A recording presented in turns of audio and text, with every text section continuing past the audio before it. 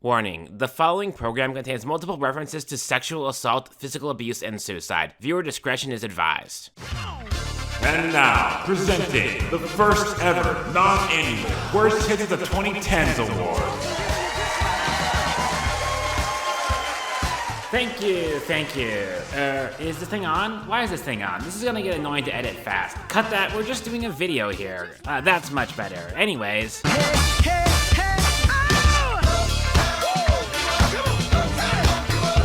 The 2010s, what a decade. There was so much great music, so many wonderful hits. Truly, it was a time to be alive. One of the times to be alive of all time. Anyways, there was also a lot of crap. I'm sexy and I know it. I haven't made a proper worst list on this channel because rambling on about how songs suck and make me mad and how they're the death of music yada yada yada isn't really my thing. Isn't something I really have the energy for. Also, this is the death of music.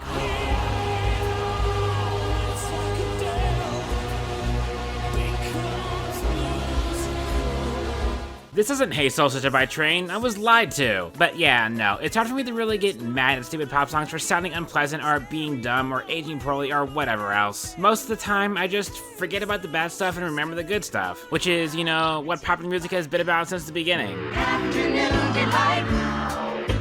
There's been tons of terrible songs that got insanely big throughout the entire history of popular music, and nobody really cares. We don't linger on them. We linger on Linger by the Cranberries because it's really good. You know I'm such a fool for you.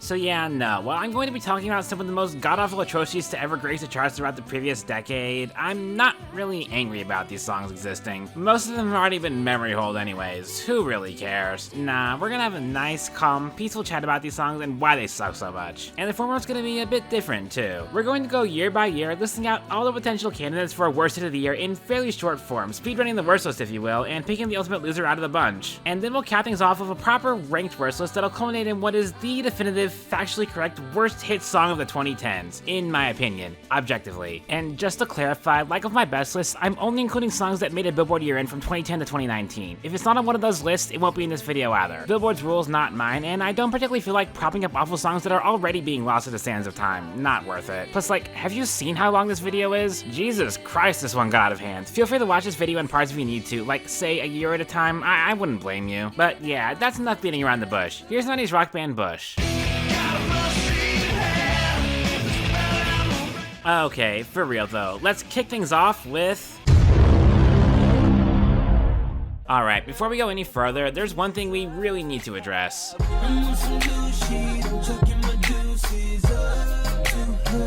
This is Chris Brown. He's a convicted abuser who spent the entire decade making just some of the worst songs imaginable. He will be appearing a lot in this video. Yes, it is in part because of the type of person he is. I have no intention of separating the art from the artist. If a bad artist makes a bad song, that's only gonna make the song worse for me, and I don't care if that's unfair. Maybe they should have tried being a less terrible person and I wouldn't have to be so unfair to them. And this does work both ways. Just because I like an artist doesn't mean I'm going to excuse their missteps. Hell, it usually makes them worse. When you have so much potential to make amazing music, the songs that crash back to earth leave even bigger craters. And we're gonna be seeing artists who've made some of my favorite songs of the decade in this video too, so those are gonna be some pretty big craters. You know just what I need, she know just what I mean, when I'm telling her keep it drama free. Anyways, the big question of 2010 is, will there be any song worse than Deuces? I mean, it's pretty gosh dang hard to top an anthem to toxic masculinity that single-handedly rebooted the dying career of an abuser, with a limp beat, whiny chorus, and some of the worst guest rap verses of the decade, like Tina did Ike in the limo, it finally hit me. I mean, it pretty much speaks for itself, right? It's a bad song that paved the way for another decade plus of other bad songs. What could be worse than that? Well... Have you ever wanted to experience the delight of having someone smacking their lips in your ears for the entirety of a song? It can be yours for the low price of whoa-oh, whoa-oh. Whoa, whoa, stuck like glue. You and me, baby, we're stuck like glue. And if you call now, we'll throw in a rap verse for free. Whoa, feeling kinda sick. Just a spoonful of sugar, make it better real quick, I say. Like, lyrically, this song is not bad, not offensive or anything. Hell, for the most part, it even sounds fine, sounds pretty good. If you ignore, you know, that slimy, wet tongue trying to get intimate with my eardrums the whole way through, or the insufferably catchy chorus. Whoa-oh. It's just sonically one of the worst songs ever made. An utterly miserable listening experience. Though, God bless him, Justin Timberlake sure tried his best to top it. Take my order, push your body like a carry out. Let me walk into your body till you hear me out. My biggest takeaway from this song is that Justin Timberlake's dick is a hot, fresh sausage, and he really needs to keep it in his bun. Now is it full of myself to want you full of me? Like, gross. Say it with me. Food sex songs are always terrible. Right, Katie? Right, Doja? I keep it juicy, I eat that lunch. Right? Oh, wait, that one's a spoiler. Teehee. But hey, it doesn't have to be food. We can also make drinks disgusting too. This is probably the single grossest, slimiest sounding song of the year. Men might have been a mistake. Also, I make you say just like I'm your doctor. All I prescribe is cranberry and vodka. Then I'm trying to kick it, play a little soccer, and bust a couple off. If you're getting this girl drunk with the intention of later having sex with her and, Then you call your girl like, what the hell you gave me? She like, don't blame me. even implying you spiked your drink to do so, I don't think you thought your implications through very well on this one. At least it's not, like, explicitly rape. Oh boy, we're gonna get to that discussion later, but yeah, at best this is disgusting, at worst, well, you know. And speaking of gross, it's time for the Men Being Gross lightning round. Bottoms up, ever see you come? I'm starting to get the impression that Trey Songz is a less talented Chris Brown, which isn't something I knew was possible to be, but man's sure out there doing it. Though really, there's nothing egregious in the lyrics here, it just sounds wrong. This beat is sick, and I mean like on its deathbed sick.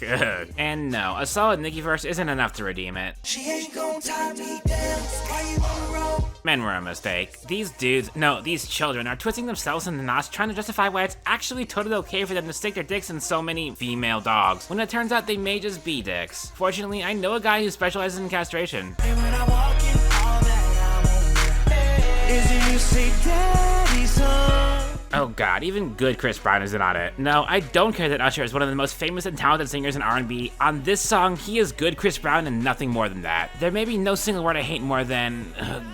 daddy. Nobody over the age of 5 should be using that word for any reason. It's creepy. I mean, if even good Chris Brown couldn't escape the call of the avoid at all costs, then I shouldn't be shocked that Diet Good Chris Brown got bit by the creeper bug too. This one's more dumb than gross, but like, still sucks. She won't ever get enough once she gets a little touch. Wait, this kind of slaps. What's this doing here? My first kiss went a little like this. And twist. Oh, yeah, the rest of the song. Well, at least they're not stopping my ears throughout the entire song. Cough, cough. Blah, blah, blah is fine, by the way. Will not be appearing in this video. Y'all are weirdos. They can get way more annoying than that.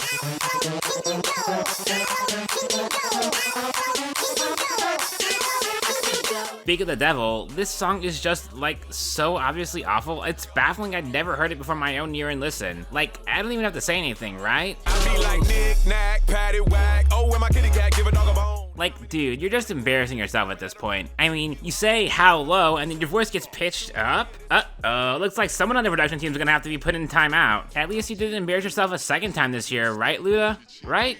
Right?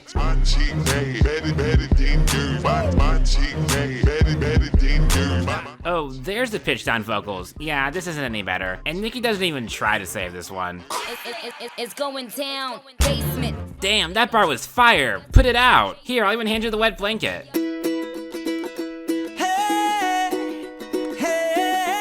Oh god, here it comes, the moment you've all been waiting for. Play the hits for me, Charlie. Your lipstick stains on the front lobe of my left side brains. My heart is bound to beat right out my untrimmed chest. So gangsta, I'm so thug. That's what we've been waiting for. It's what we wanted all along. Yeah, we all love dunking on Patrick Monster Hunter. This song's a retail menace, yada yada. Honestly, I don't really mind it all that much. But boy howdy does it deserve every last bit of hate it gets. Nah, if we're talking a white guy with acoustic guitar song that I can't stand, I wanna be a billionaire so fucking bad. I don't care that neither dude on this track is actually white. The plunky, cod reggae guitars, the smug, self-satisfied attitude. This is a wigwag song through and through, and nothing you can say will convince me otherwise. And like, look, I get it. This song sounds fine. It's perfectly harmless. Maybe I'm being unfair to this, but like... I see my name in shining light. In the year 2023, hell, even in 2010, in a world that's going to hell because the uber rich are destroying the environment and the economy in their attempts to rack up the highest score, the last thing I want to hear anyone sing about is wanting to be a goddamn billionaire. Sorry, no. Even with Travis singing about wanting to help people, Give away a few Mercedes like, here lady, have this. And last but not least, grant somebody their last wish. like, yes, I am definitely reading this innocent little fantasy in bad faith. I also don't care. Life is simply unfair, Ed boy. Anyways, it's clear we were drowning in slop this year, and this segment's gone on long enough, so let's speed through the rest of these. I guess you could consider these dishonorable mentions. According to all known laws of aviation, there is no way a bee should be able to fly. Its wings are too small to get its fat little body off the ground. The bee, of course, flies anyways, because bees don't— Like a G6, like a G6. lol, lamau, raffle even. And I got a grocery bag. Fun fact, did you know that this infamous line is just barely over a minute into an almost 5-minute song? Talk about peaking early. Aw, isn't this just precious? Also, no, Bailey won't be appearing in this video either. 1, 2, 3, beat apart my free. Straight people, level with me. Is this really what y'all find hot? Honestly, this song's biggest problem is it's just annoying. That chorus repeats so many times, man. Guns turn you boys into pussies. Sex change. Oh, Jesus Christ, what the hell, man? What you say? What you say? What you say? No. Right, that's about as much of that as I can take. Now then, here's where I risk a controversial take. I don't think anyone really cares about this song, honestly, but nobody seems to hate it either, but they probably should. What am I supposed to do when the best part of me was always you? I'd say this is the kind of song that's stealthily awful, but honestly, no, it really isn't. The way this is written, the way this is framed, is so manipulative. It really rubs me the wrong way. Actually, no, even that's being too polite. She finally met a man that's gonna put her first. I genuinely, honest to God, cannot see any way to read this other than abusive guy's girl got away from him and is living her best life and he's trying to guilt trip specifically me about it, which is just gross, creepy, incredibly unpleasant to listen to. And it doesn't even sound like a breakup song. It sounds like friggin' Smile by Uncle Cracker. You make me smile like the sun, fall out of bed. Break even, what am I gonna do when the best part of me was always you? Mostly it just sounds plain. There's so little here, it forces you to focus on the lyrics, and when you focus on the lyrics, you find an egregiously ugly song. Astonishing that this band would go on to release for the first time, while this song was still charting. Shame. Anyways, back to the question we started with. Are any of these songs worse than Deuces? No.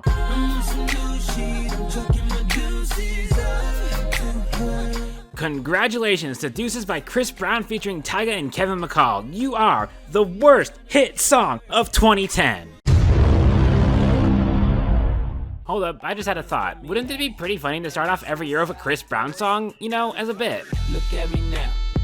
Look at me now. Oh. Cause I mean, he spent the entire decade giving us contenders for the worst song of the year with shocking regularity. This song basically exists so Chris Brown can brag about how rich he is while flipping the middle finger to his haters, who, may I remind you, mostly hate him for the, you know, assault he did. And he also shows us his dick, so. Oops, I said on my dick. I ain't really mean to say on my dick, but since we talking about my dick, all of you here to say hi to it. I'm done. The beat's also just awful, diseased. Distant Cry cited it as the inspiration for his Worst Beats of All Time series, which...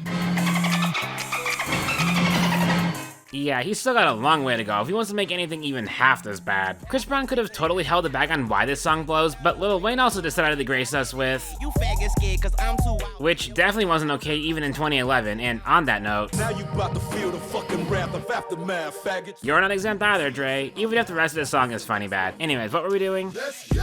Cause I'm feeling like I'm running and I'm feeling like I gotta get away, get away, get away. Oh, yeah, people love to point to Busta's verse as the saving grace of this song, which, I mean, yeah, it's the best part of the song, but nobody could sound, you know, good over this beat of all things. And music isn't a zero-sum game. A terrible song can still have one decent part, but I sure as hell ain't gonna listen to the rest of the song just for that one part. So yeah, who's competing with Chris Brown this year, then? But tonight I'm fucking you. No, Enrique, you definitely aren't. You've seen the ace flag in my icon, right? Keep your dick in your pants, thanks. Ugh, this song is just so deeply uncomfortable, it makes me feel impure. I need a song that'll cleanse me of these sins. Just a kiss on your lips in the moonlight. Oh Christ, this schlock. Like, there's nothing especially wrong with this song, because every single last one of his edges is so sanded down, every last drop of personality wrung out, in an attempt to make the most normal song possible. The least offensive, least thought-provoking, least human a song can be. And in doing so, it really pisses me off. We don't need to rush. rush this. Let's just take it slow. Like, this is so goddamn chaste, it's sickening. Which, again, I'm asexual, and even I'm telling y'all this song is too goddamn sexless. This is music from mindless flesh sacks run in the government lab, not actual living people. Jesus Christ. Thinking about it, country really did not have a great 2011, huh? I made a 15-song best list for this year, and there was only one song on it that you could chair to be called country, if you squinted really hard. On the other hand... Yeah, I'm chilling on a dirt road, laid back swerving like I'm George Jones. Look, Jason Aldean sucks. He's always sucked. Anyone could have seen that other song coming from a mile away. Considering the whole blackface thing, and the cheating on his wife thing, and the transphobic nonsense, but he's also just one of the worst performers in Nashville. Any song he participates in is weighed down by his presence. He has no charisma, no grit in his voice, no, talent. Memory lane up in the headlight. And so we come to Bro Country's first taste of mainstream success, a song where Jason the Aldean tries to have Smolder of all things. But because he is Jason from Aldi's, he doesn't, so all you're left with is a miserable sludge of a song. And also, he tries to rap. Back in the day, Potts Farm was a place to go. Load a truck up, hit the dirt road. So yeah, most pathetic song of the year for sure. Country Girl Shaking For Me slaps, by the way. Definitely not appearing in this video. And I'd love to say I'm done picking on country for now, but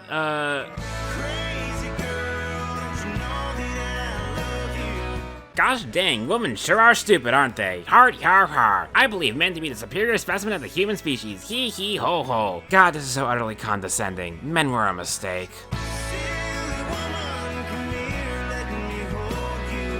If you're feeling really bold, you could call this a gaslighting anthem, but I honestly think Eli Young's just a douchey idiot, which is a problem in of itself in that so many men are just like this, but that's really nothing new, boys.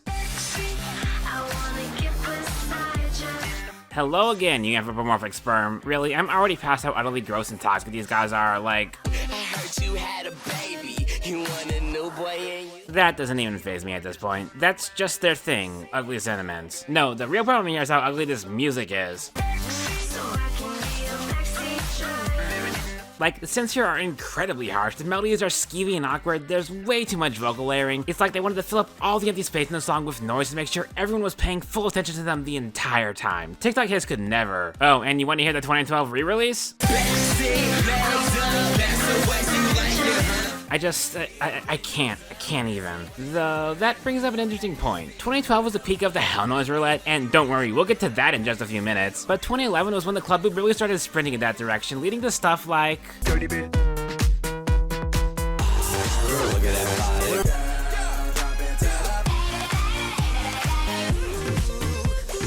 As someone who loves harsh abrasive metal and even some good electronic violence, I genuinely don't understand how you could listen to stuff like this and enjoy it. But people did, or well, they were forced to by the radio, cause streaming wasn't a major player yet. You know what else probably shouldn't have been blasting over people's car speakers? Oh, you knew it was coming. I've been waiting so long to pick a fight with this little turd.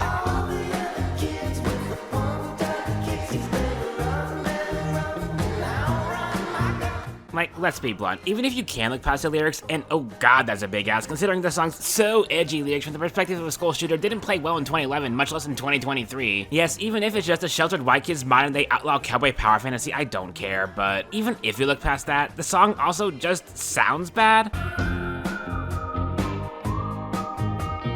I mean, if you're a fan of exactly one limp, turgid bass line repeating throughout the entire song, whispery, whimpery vocals, friggin' whistling, and just absolutely no edge whatsoever, the out-the-edge aspect of the song sure didn't extend past its lyrics, huh? Then yeah, sure, maybe you'll enjoy something about this song, but this already sucked at the time, and it only sounds worse and worse the more songs we get that sound exactly like it, but better. Yes, even I ain't worried. Alright, we're about done with this here, but before I get to the last big one I want to tackle, here's a smattering of hogwash I don't feel like spending too much time on. Today I don't feel like doing anything. I mean, hey, you said it, not me. This is cloying and lame, but it's still better than Billionaire. Man, Bruno really did used to suck, huh? I like the way you grind with that booty on me. God, even by 2011, this already sounded dated as heck. Like, this is just Lollipop again, except, no, it is literally just Lollipop again, which also sucked. We didn't need it a second time. Oh, and speaking of Wayne. Excuse my charisma, vodka with a spritzer. Look, y'all, this kind of rap is just never gonna be my thing. Wayne's just yelling at me for 4 straight minutes while the beat's nothing but pounding percussion and an obnoxious looping sample. It's a migraine in song form. Also, the Banana Boat song? Really? What a weird and random sample. Sure hope nobody else sampled that song this year. Me say day, Oh god damn it, and Show Me Love too? Drink the whole bottle, but it ain't over. This is just a goddamn rave.dj mashup, years before that app even existed. No wonder Doritos are so TikTok savvy. Huh.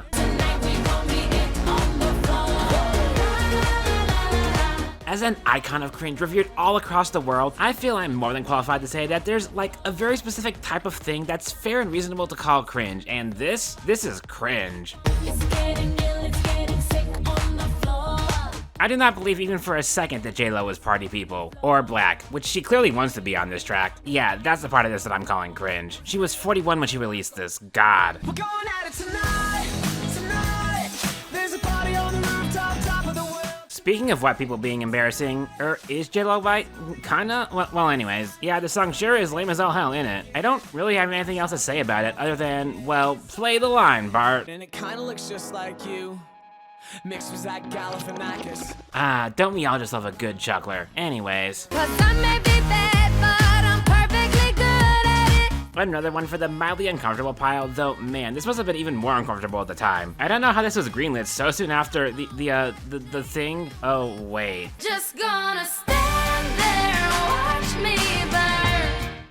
Yeah, I really hope S&M is just Rihanna trying to reclaim her sexuality on her own terms and not part of a coordinated industry push to rewrite the narrative as, no, actually Rihanna is totally into getting beat up, see? In an attempt to rehabilitate the image of...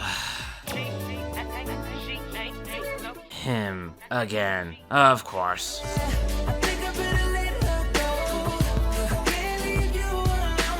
I could go off on this one. God, I could tear this to shreds if I really wanted to, cause like... No, you of all people absolutely do not get to steal that phrase, but there's a succinct and satisfying way to sum up why this song is so vile. I gotta get her back. Remember when Robin Thicke released an entire album dedicated to his ex-wife, a whimpering, simpering mess that nobody liked? Well, She Ain't You is Chris Brown's version of that, except it's about the women he, you know, beat half to death, and people bought it. I never wanted us to break up. Like, nothing in the song is explicitly about Rihanna, but like, it doesn't take a genius to put two and two together here. This is just Chris Brown publicly guilt-tripping her for, very understandably, not wanting to be anywhere near him. And like, if you just want to set all that aside, turn off your brain, and listen to this for the tune, just go listen to Human Nature instead. If they say why, tell them that it's human nature. Cause it's a much better song, or hell, you could check out its most famous sample. Lately, this seems to be To see somebody else. be right here. It's practically the same song. Chris Brown basically just stole this song, just to simp for the woman he sent to the hospital.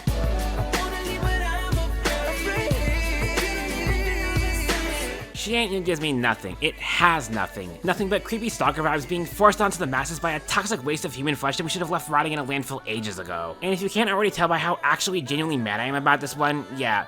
She Ain't You by Chris Brown, the worst hit song of 2011. Congrats, Bucko, you're 2 for 2. The question is, can you keep the streak going?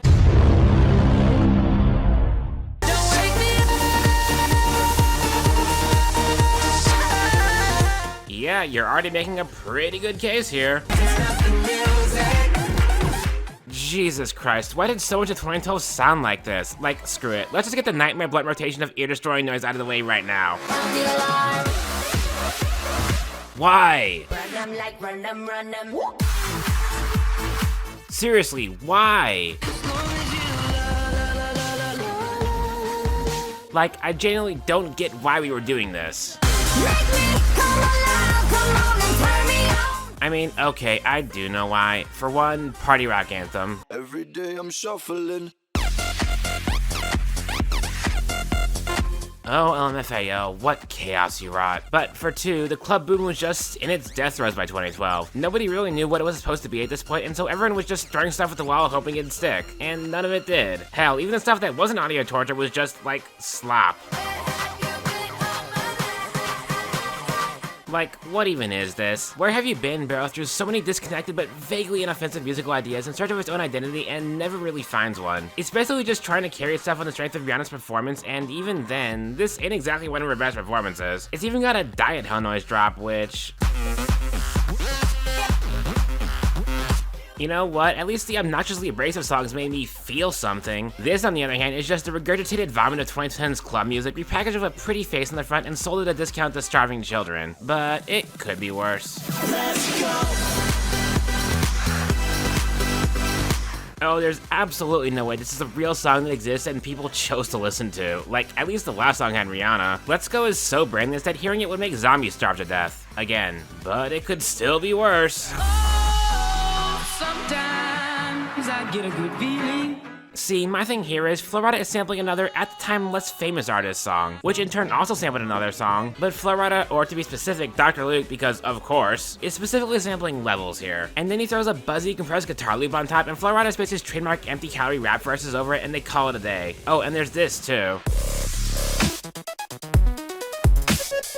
Because it's 2012, why wouldn't there be? Really though, the reason this pisses me off is like, at least with Right Round, at least with Sugar, those are wildly popular songs that were like 10 and 25 years old at the time. Whatever, who cares if you sample them? But Levels was released the same year as Good Feeling. Hell, it wasn't even officially released until after. Let songs sit, goddammit. Just go listen to Levels instead of this song, please. I've had about as much of the club boom as I can stomach for one day, so let's just knock out this last one real quick and probably piss off some people in the process. Make you glad you came. The sun goes down, the stars come out. Like, I might just have an irrational reaction to this one. It's probably fine, but god does this reek of douche bro stink. The kind of guy who's so insufferably smug because he thinks he's so clever and suave, but every line he spouts just makes me want to die a little more on the inside. God, I hate it. Makes me feel like I need to take a shower, ugh. And speaking of gross, hefty bag.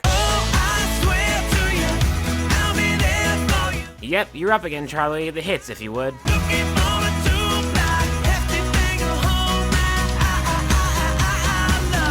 On the upside to a downward spiral. My love for you went viral. They don't like it so the way you do me. Like, there's no way in hell Hey Soul Sister is worse than this, right? That one's just dumb. These lyrics are actively gross, and they're in service of Pat Monahan pining for his ex by obsessively stalking another girl who looks like her, all passed off like it's some sort of soaring love song. About shooting people, I think. I'm pretty sure this song killed the entire adult alternative genre dead, and it still hasn't recovered. Anyways, this feels like as good a time as any to roll up another big ol' men being gross Katamari, don't you think? Girl, let me love you, and I will love you until you learn to love yourself. This is such an inherently terrible song title and conceit that nothing could have possibly saved it, but it being a generic dance track surely didn't help. You're insecure, you're insecure, you're insecure. Do I need to add commentary to this? If I was your boyfriend, I'd never let you go. I could take you places you ain't never been before. We definitely didn't need a spiritual successor to the Whisper song either, ick. The beat doesn't help, just skeevy vibes all around. Rack City, bitch, rack city, bitch, rack city, bitch, rack city, bitch. With how sparse this beat is and how dead in Tyga sounds, this is practically another Whisper song too. Why? Bonus points for being the inaugural hit of one DJ Mustard who's about to show up a lot more in this video, oh don't you worry. But mostly this one's just boring and repetitive. Absolutely nothing of interest here, except one of the most baffling lines I've ever heard. It's grandma on my dick. Girl, you know what it is. You said it best, genius.com. What Tyga meant by this line, we may never know, and we probably don't want to know, but whatever he meant, that was definitely the most unsexy way he could have possibly said it. And when we finish, you like, damn, babe, you woke me up. Why? Ass. You know what? Actually, not. Never mind. Even acknowledging this troll face in song form in a video like this feels like giving Big Sean exactly what he wanted. And it is kind of funny. Very dumb, though. Red Solo Cup, I fill you up. Okay, well, this one's also more dumb than gross, but like, dumb in the way that a guy who's had way too many drinks is. The kind of guy you want to tell to stop, but you know he's so wasted that he might violently lash out at you if you say anything, so you don't, and you just stand there awkwardly and uncomfortably and look for an opportunity to excuse yourself and go home, except you can't even do that because this is your house, and this guy's someone who's a friend of a friend of a friend you don't even like or know, but he basically just invites himself over every time you get together with your friends, and you're too polite to say anything to any of them because you don't want to offend them, even though you know he's just gonna show up with clockwork regularity if you don't say anything, and you wonder how long this is gonna go on and if there's any escape from this endless cycle. And oh yeah, on that note, country kind of blew in 2012, didn't it? Girl, you make my speakers go boom boom, dancing on the tailgate in the full moon. I want to say this is one of Luke Bryan's worst choruses ever, but the sad fact is it probably isn't. It's awful though. Like, all things considered, this is basically just country's Hey Soul Sister. Drip of honey on the money maker gotta be. If you you ain't a 10, you're a 9.9. That kind of thing makes a man go, What the hell are you on about, dude? Well, whatever. At least this sounds okay, even if I've never cared for Luke Bryan's voice. Can't say that about Pontoon. On the pontoon, making waves and catching rays up on the roof. Like, okay, the concept's already fundamentally flawed. Isn't country supposed to be down to earth and homely? I don't think your average small town country radio listener can afford a luxury boat, guys. But for what's supposed to be such an easygoing, carefree tune,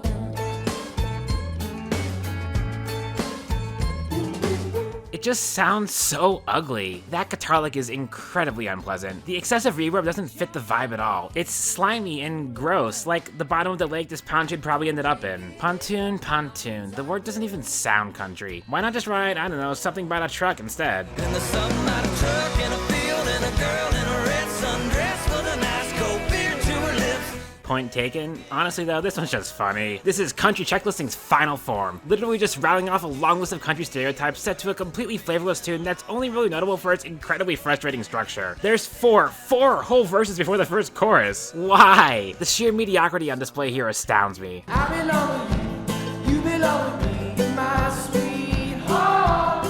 Oh hey, the 2001 Space Oddity monolith of Stomp Clap as we've come to know it, as performed by the guys who would go on to help make Zach Bryan's worst song, with some lightly toxic overtones for good measure. I don't think you're right for him.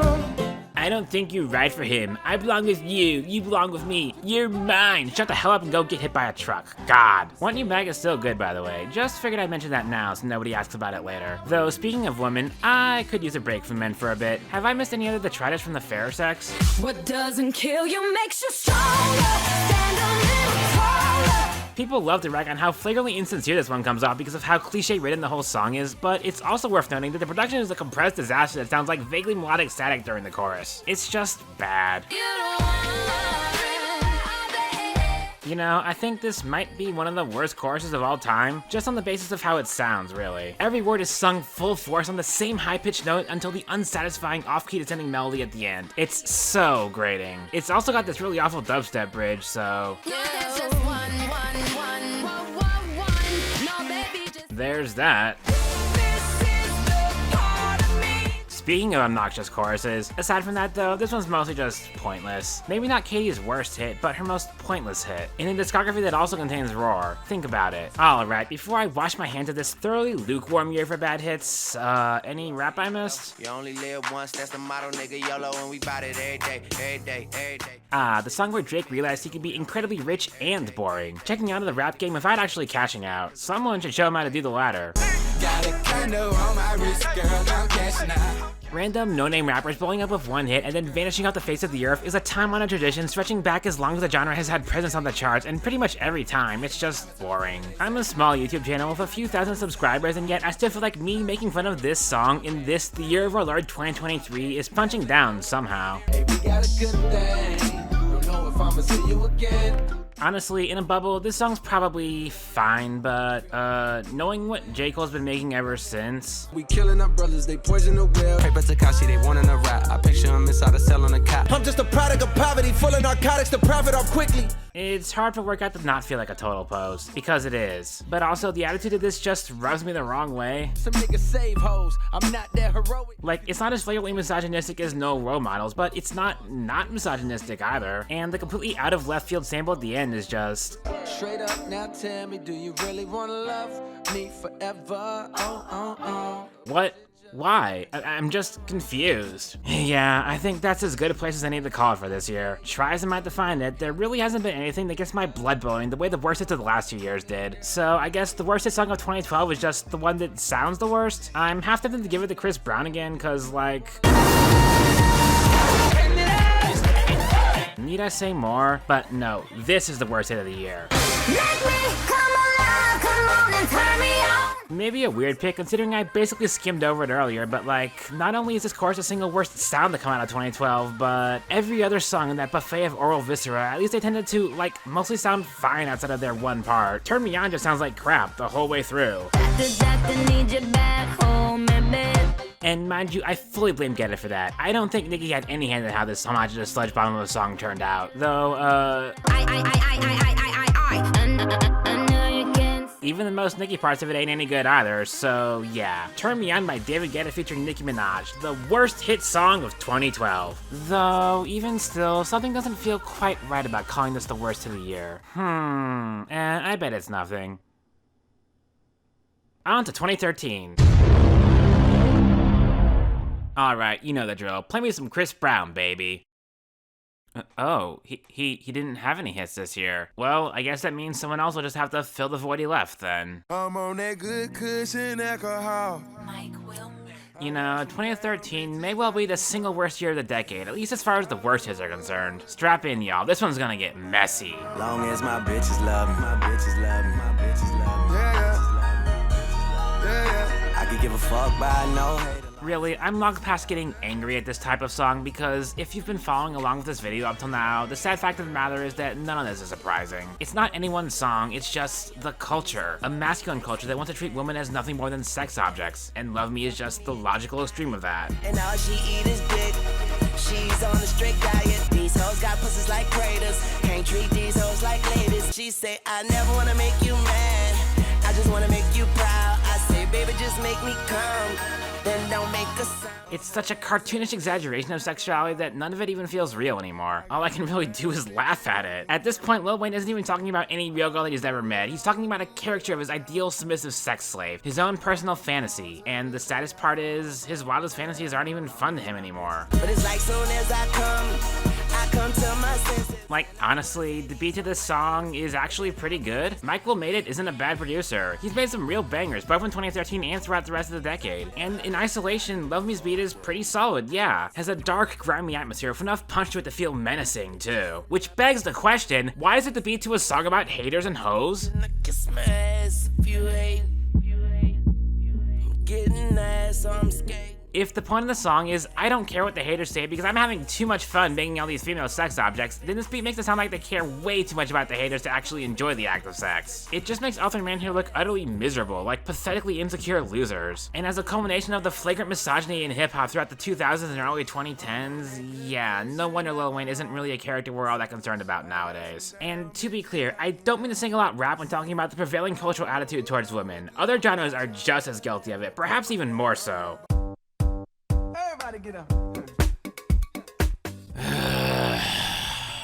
Good girls. I know you want it. I know you want it. Let me be clear, I am doing my best to avoid factoring cultural impact into my picks for this video, because if I did, then Blurred Lines would not be just the worst hit of the year, not just the worst hit of the decade, but quite possibly the worst hit of all time. This song helped ruin copyright law so thoroughly that the industry may well never recover from it. Like, yeah, that's a problem of copyright law more so than the song itself, but it was the instigator. It hurts the big names, it hurts the small names, it hurts you, the listener. On that basis alone, this song is objectively the worst one. But like, the song also just sucks on its own merits. Try to domesticate you, but you're an animal. Baby, it's in your nature. Just let me liberate you. The key difference between Blurred Lines and Love Me is that Lil Wayne sees women as something that he wants to have sex with, and Robin Thicke sees women as something that wants to have sex with him. They're both demeaning, sure, but at least Lil Wayne respects boundaries. People loved calling this song #rapey, which, like, maybe that's sensationalizing it a bit, but it's not wrong, is it? The way you grab me, must wanna get nasty. It's the presumptiveness of the whole affair, really. Thicke sees himself as so attractive that he just assumes any woman he meets would want to bang him. Narcissists would blush at his arrogance. And like, this isn't a cartoonish exaggeration of masculine gusto like Love Me. This is an attitude that real dudes actually have. The logic that actual, well, rapists use to justify their crimes. And this song basically gives them a free pass to keep thinking that way. Also, we can agree, this beat sucks, right? Like, it's fine to listen to for maybe 30 seconds or so, but then the realization sets in that that's it. That's the entire beat. It never changes. It doesn't have any tune, any groove. It just goes on and on in circles for 4 minutes and then fades back into the ether. I don't even like Get Lucky all that much, and even I'm mad that we let this schlock keep it off the #1 spot. Okay, I really need a break from these dour, serious topics for a bit. Let's make fun of some stupid crap instead. Do the Harlem Shake. I honestly kind of love this song because it stands as a monument to the plain and simple truth that Billboard is and always has been a complete joke. Nothing but smoke and mirrors, dolling up a system held together by duct tape and cardboard. Biggest single week chart point total in Billboard history solely because Billboard just blindly guessed at how heavily to factor in YouTube's streaming data into their calculations when they finally started counting them. All for a meme where nobody really even cared about the song itself. Cause it, you know, sucks. What does the fuck say. This one's worse though. At least Gangnam Style and Harlem Shake were organically viral hits. This, on the other hand, is such a forced meme. One single joke stretched out to 3.5 minutes in a desperate attempt to go viral. And sadly, it worked. Genuine cringe. Also, if you really want to know what the Fox says, and now a Fox intermission.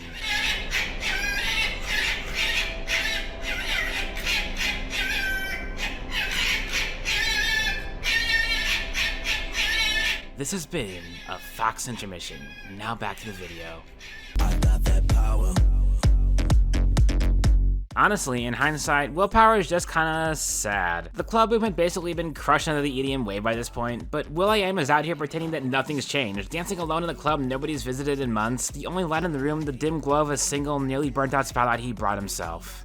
Rock and roll, everybody let's lose control. Like, both these songs are just so lifeless and tedious. 5 minutes of limp beats, soulless performances, no rising action, absolutely nothing that suggests a good time other than the repetition of lyrics so banal that they sound auto-generated. ChatGPT, write me some party lyrics. Just black holes of sound from which no good times can escape. Granted, EDM wasn't immune to sucking this year either. Cause like,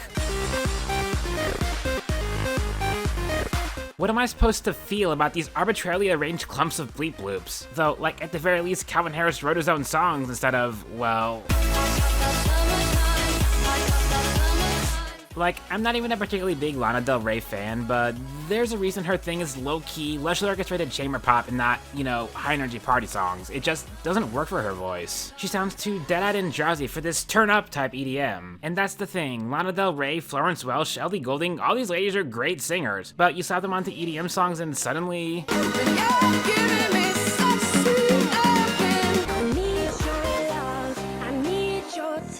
Poof, every last drop of personality wrung out. Generic voices for generic songs. Feel This Moment ends up being one of the better songs in this lane just because Christina Aguilera is at least still allowed to morb all over it. Though that does beg the question, what happens when you put an already generic voice onto a song with way too much personality?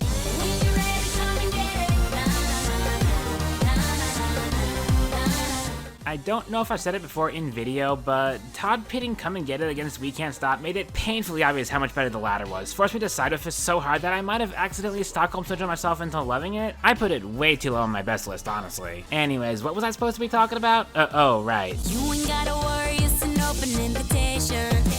No offense to Selena, but she's just never been this kind of singer. She's not Rihanna. She plays best on low-key songs of sultry vibes. Projecting big emotions is not in her wheelhouse, and because Come and Get It wants to be big, the music has to overcompensate for her weaknesses, leading to stuff like... God, that's obnoxious. Probably the worst sound of the year. I dare anyone else to prove me wrong about that. I woke up in a new Bugatti. I woke up. Oh god, no, that's enough of that. You made your point. Jesus Christ, 2013. Though, come to think of it, the sound of rap was rather bipolar this year, wasn't it? Either just the most overblown, obnoxious production carried over from early 2010s, or the first wave of the boring, monotonous trap that a lot of the genre would devolve into for the rest of the decade. Case in point... Started from the bottom, now we here. Started from the bottom, now my whole team here, niggas. At one point, I think I would have called this the worst Drake song, cause if the motto was when Drake realized he didn't really have to try, Started from the Bottom is when he just stopped trying, started resting on his laurels. Unfortunately, he's deigned the graces with more flagrantly awful songs of the decade since, but I don't know if he's ever been more boring than here. And letting the pendulum swing back towards the obnoxious. I say fuck it before we kick the bucket. Life's too short to not go for love. I'll fully admit, I do not like the Beastie Boys, so this song was never gonna work for me just on that level, but then there's the fact that every part of this song is caked in a buzzing layer of static, courtesy of producer Rick Rubin, who's rather infamous for being a huge factor in the loudness wars of the 2000s. He produced Death Magnetic, all you need to know. So Berserk just sounds like sewage, and then there's the fact that M's just...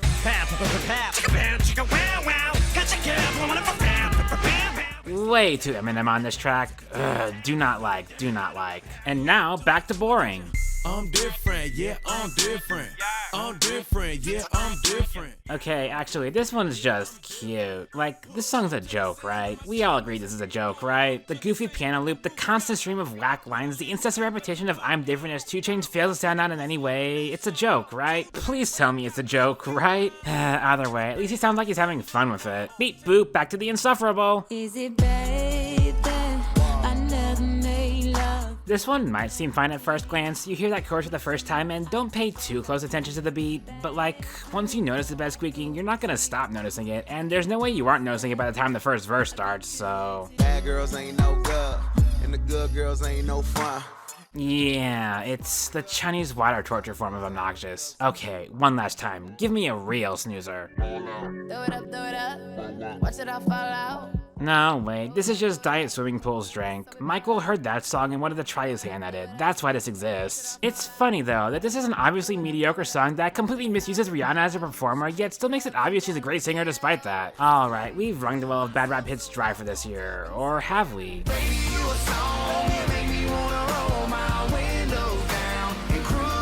I mean, Bro Country's whole thing was desperately trying to be like hip-hop, so... Though, in hindsight, Cruise is quaint. It was the breaking of the dam that brought us the flood of Bro Country for the next few years, and yet, honestly, it's one of the less egregious in the genre. Overprocessed, meat-headed for sure, but its biggest crime is just being corny, really. A fast food country casserole. Nah, we can do worse. All them other boys wanna line you up and take you downtown. I can't really tell you why I'm fine with Country Girls Shake It For Me, a song in contention for the worst title of all time, yet That's My Kinda Night, which is ostensibly the same exact song, does actually bother me. It just doesn't sound as good. It doesn't have that same full-chested going for broke attitude. It feels like Brian really wants to shoulder up to the hip-hop crowd rather than just being himself, and lines like this certainly don't help. Put in my country ride, hip-hop mixtape. Little Conway and Little T-Pain. Mostly though, it's just less fun. They are basically the same song though, and honestly, this is a step up from Cruise at the end of the day. Nah, Florida Georgia Line, Luke Bryan, they can't do it oh so wrong quite like Blake Shelton can.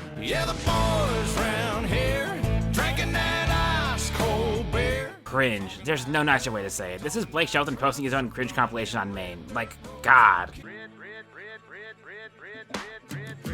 Chew tobacco, chew tobacco, chew tobacco spit. Ain't a damn one know how to do the Dougie. No, I'm not in Kentucky. Put aside that Shelton just sounds awful here. Put aside that the song is straight up embarrassed of itself. Desperately trying to convince you it's quote-unquote country despite ripping more liberally from hip-hop than any other bro country hit this year. None of that matters because it's just flat embarrassing. It makes me feel embarrassed to be listening to it. It's Blake Shelton's midlife crisis in song form and we're all the worse for having heard it. Yeah, screw this faux country schlock. Give me some real southern goodness, ladies. And I don't know why you don't take me downtown like you got anywhere better to be. God damn it, this isn't much better. Just, do they not realize that listening to couples argue like this is among the most unpleasant things you can experience in life? We Cry Together was uncomfortable and provocative for a reason, y'all. This is just nagging. And that dorky guitar lick sucks too. Who wanted this? Now, see, I'm doing that thing again where I say my spiciest, most unpopular take for last so I can really tear into it and piss off everybody in the process. And oh boy, have we got a doozy this time. Oh boy, you don't know how long I've been waiting to tear into this one.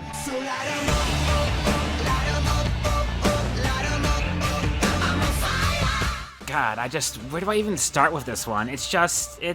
Wait, no, this isn't the right song. Like, yes, it sucks, just sounds terrible all around, the guitars, the vocal processing, the obnoxious screeching hook, but there's nothing offensive about it. It's just a bad Imagine Dragons song before Imagine Dragons became bad Imagine Dragons. It's like natural at worst. Nah, a song I actually love beyond what words can express is the A-Team. They say she's in the class 18. I'm going to start by stating factually what the song is about and what inspired it. Ed Sheeran met this woman named Angel at a homeless shelter, and he felt inspired to write a song about her, about the state of her life, the poverty, addiction, and suffering. Which, considering Sheeran himself was homeless at one point, it seems like an attempt at sympathy with her situation, with the situation of the homeless all across the country, all across the world. And that's certainly respectable, but like, what does the song actually say about it, other than that it exists? Cause we're just under the upper hand.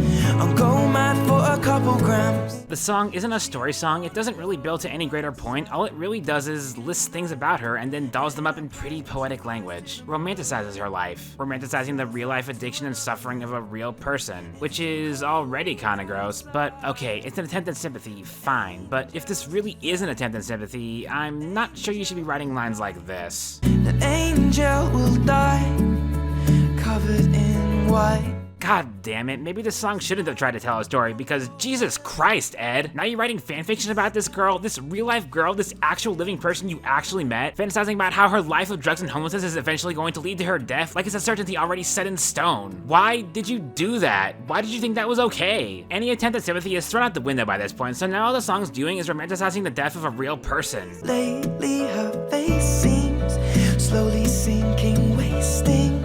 Like, all the elements of the song had to line up perfectly to make it the utter atrocity it is. If it wasn't about a real person, if it wasn't so weirdly condescending, if it wasn't so prettified, if it didn't end with her death, I don't think I'd be quite so bothered by it. But there's just a fundamental wrongness to the song in a way that moves past even disgust. And this was Ed's first single, his first hit. This is the song that launched his career. That fact is utterly baffling to me. All I can really say is, Ed, I sure hope you gave some of the fortune the song brought you back to those in need, to the girl you wrote this song about. The only possible silver lining I could see coming off this Class A abomination. Anyways, the worst hit song of 2013 is Yo You Know. $1,000 pair of shoes. No, stop. Like, who even cares about the rest of the song? Screw it, I'll go even further. I've never listened all the way through this song. I'm never going to. Why bother? What's the point? It only gained popularity through notoriety, and all that notoriety is solely because of the one line. Without that line, I wouldn't be talking about it in the first place. As far as I'm concerned, You You Know is that line, and as such... Put Molly all in her champagne. She ain't even know it. I took her home and I enjoyed that. She ain't even know it. Like, at least Lil Wayne isn't banging his hoes without consent. At least Robin Thicke doesn't toe past implying non-consent. Hell, at least Ed Sheeran is just writing morbid Tumblr-core fanfiction. Rick Ross just casually proclaimed, I have raped a woman in this song like it was just another Tuesday for him. I don't care whether or not he has or hasn't actually done so. In this song, he has, and that's the problem. Put Molly all in her champagne. She ain't even know it. I took her home and I enjoyed that. She ain't even know it. Cause like, this is exactly what I mean about the masculine culture of misogyny. This kind of thing is so normalized, so run-of-the-mill, that he didn't even think twice about this line. Rocco wasn't fazed by it. The however many eyes the song had to pass by at his label were totally fine with the lyric about date rape, because that's just the culture. And that's the most damning thing I can say about it. Yo You Know by Rick Ross and two other guys who don't matter. The worst hit song of 2013. Actually, no. As I was editing this segment, I realized, wow, Bloodlines makes me way more uncomfortable than I thought.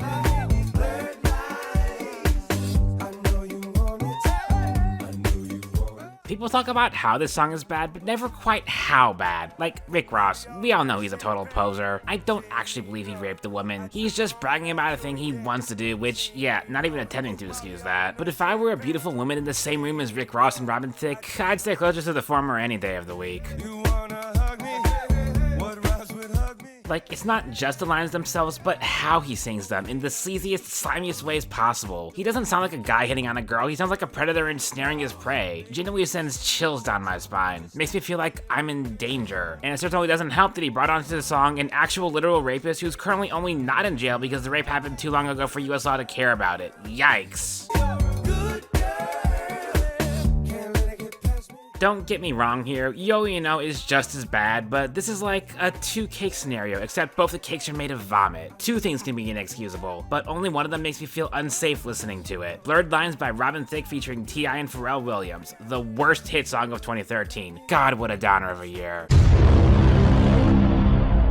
These hoes ain't loyal. Yeah, that tends to happen when you beat them, Chris. Anyways, do you know what's shocking? We're on the 5th year of the decade, and only now am I talking about Maroon the First for the 5th time. No, wait, got that backwards. Anyways. Baby, I'm playing on you tonight. Hunt you down, eat you alive. Like, they started out the decade with their pop reinvention, and it was fine. Then they just got really boring, which is whatever. But in 2014, they decided it was time to get annoying, yet frustratingly catchy despite that, and mildly embarrassing.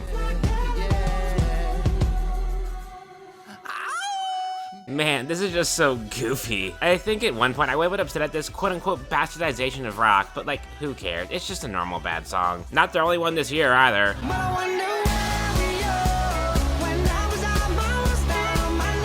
I mean, this one's basically just Am I Wrong with Adam Levine yelping all over it, which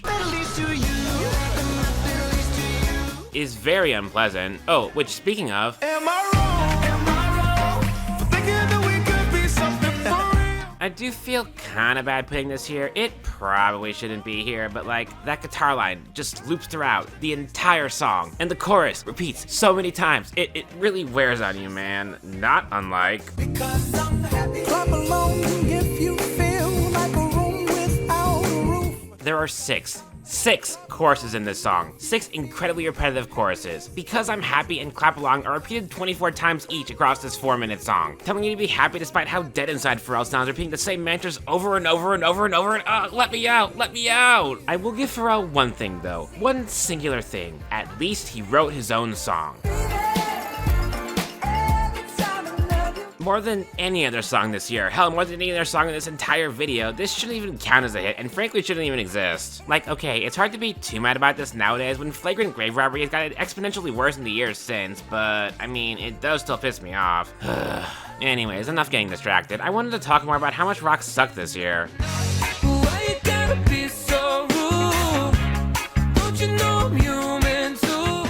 Put aside that this guy's acting like an entitled brat about his future father-in-law's blessing, which, yes, they're gonna get married anyways because it's the 21st century and nobody really cares about this kind of archaic tradition anymore. The song just sounds so sparse and lifeless. Try and find a halfway point between rock and reggae and coming up sounding like nothing. At least Maroon 5's take on this sound was fun. I wish that I could be like the cool kids. This one is more disappointing because, like, it sounds fine, and it comes close to grasping at something, wanting to be like the kind of people who don't appear to have any troubles whatsoever, but instead of going deeper into that, showing us that the cool kids have their own struggles too with a second verse from their perspective, it's just the same story twice. Yeah, they're living the good life. Can see what he is going through. And then the band has the audacity to claim that the real message of the song is, it's cooler to be yourself, which the song also doesn't speak to in any way. Here are the lyrics to this song. Please point out to me where the lines about just being yourself are. You'll be looking for a while. But nah, if we really want to talk about fake deep songs, I remember the day you told me you were leaving. this one's fine, actually. The hate for it is way overblown. Like, it's just melodrama, y'all. It's a dumb kid being incredibly melodramatic in a completely harmless way. You know, that thing that kids do. Sounds pretty decent, too. At the very least, it sounds better than this.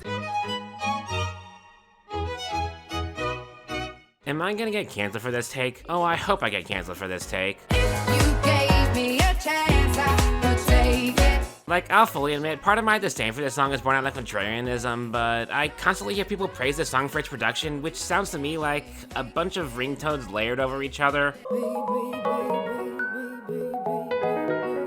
Which, like, I guess it's a mildly pleasant collection of ringtones, but it's so emotionally dry. It makes me feel nothing. Complete fluff, in one ear and out the other. I don't know, I don't actually hate this one. I'm just putting it here so my next pick doesn't look as insane by comparison.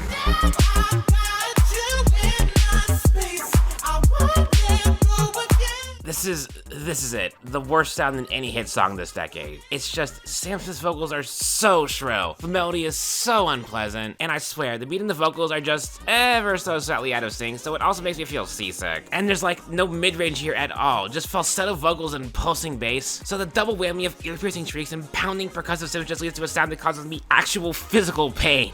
I am not exaggerating that. This song gives me a migraine.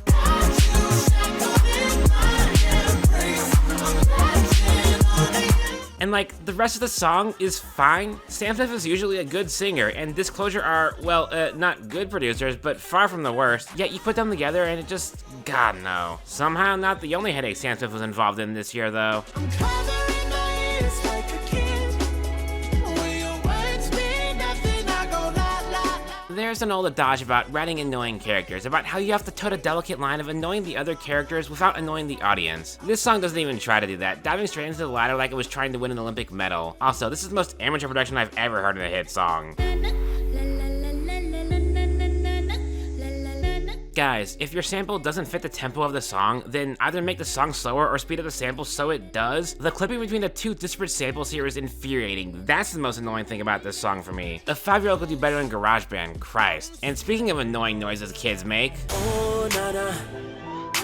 Look what you done started. I just need to reiterate for the record that Trey Songz is one of the least charismatic R&B guys we had for like half a decade. I can't tell if this is trying to be a party jam or a strip club anthem, but mostly it just makes me uneasy. Also, yeah, here's the DJ Mustard part of the video I promised earlier. Fuck bad bitches, I don't want no mediocre. No, don't want no mediocre, I don't want no mediocre, no. This song's biggest legacy is being prominently featured in seasonal ranking videos made by a YouTuber whose reach doesn't extend much beyond our niche little Billboard community. And by prominently featured, I mean it's a transition song preceding the least interesting tier in said videos, which is a better legacy than it deserves, honestly. Said that I'ma ride for my motherfucking nigga. Most likely I'ma die with my finger on the trigger. Honestly, nah, this one's fine. At least it's mildly fun. Like, it's 2014. If a rapper sounds like they're having a good time, then I can't really be mad at them. It's why I gave Lifestyle a pass here. It's chill and goofy, doesn't take itself too seriously. It has, like, way better production than most rap did this year. It's fine, y'all. I'll save my outrage for the really rancid stuff. Oh yeah, now this is gross. Like, this would just be a stupid pickup line if it wasn't painfully clear it's being made with less than good intentions. All I really gotta say is, making a song directly inspired by R. Kelly in the year 2014, yeah, that's gonna be a miss from me, partner. Only thing worse than that would be working with him. Is it fair to call this one of the worst hits of 2014 after also calling it one of the best hits of 2014 solely on the basis of the guest artist? Nah. However, I can do this. I mean, even Gaga herself was so embarrassed in hindsight by this collab that the song's been completely unpersoned from the album on streaming services, with only the Christina Aguilera version being readily available. And to be clear, the verse in which R. Kelly epically misses the point of the song and makes himself look like a creepo in the process still sucks, even detached from the fact that it's literally R. Kelly singing it. Though Gaga wasn't the only pop diva who embarrassed herself this year by collabing with an artist well past their prime.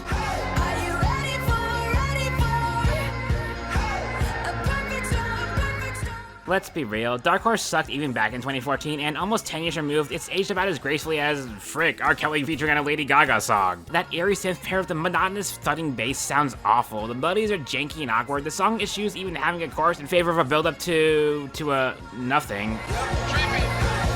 There's no going back. Like, that's just bad songwriting, man. And then there's Juicy J, who She eats your heart out like Jeffrey Dahmer. is, well, 20 years past his prime by 2014, sounding about as smooth as MC Hammer trying to rap his own cartoon theme song. The legend of the hammer and how it began to grow. All in service of making out Katy Perry. I kissed a girl and I liked it. Katy frickin' Perry. Fine, fresh, fierce, we got it unlocked. Catherine Elizabeth Hudson. It's time to bring out the big balloons. Painting her out to be this dark, mysterious nightmare demon of legend. It's just laughable. Witness didn't kill her career, this being her biggest hit of all time did. Not Firework, not Teenage Dream, hell, not Roar. This is her biggest hit. God, the charts are a farce. Really, I feel like this song speaks to the rot, let's call it, that the early 2010 superstars were facing as we approach the middle of the decade. Say what you want about art pop, but the fact is, it underperformed compared to our last two albums, and Prism has unanimously agreed to be a step down from Teenage Dream. But, despite that, you know what major player in turn-of-the-decade music had quite possibly his biggest year ever in 2014? Jason Derulo. Jason Derulo. Talk dirty to me. Talk dirty to me. I'm not the right person to ask about whether or not this song is racist. Leave that to people with skin in the game. And like, this song's otherwise fine, I guess, but the point is that Jason Derulo wrote a pretty dope sample to massive success in 2014, which brought us his other hits. Every time that you get undressed Who told Jason Derulo that he had a good falsetto? They were wrong. and the trumpets they go, and they playing for you, girl. More production that makes me feel seasick. The trumpets sound cheap as hell, and I swear they're ever so slightly out of sync, too. At least they sound better than... I hear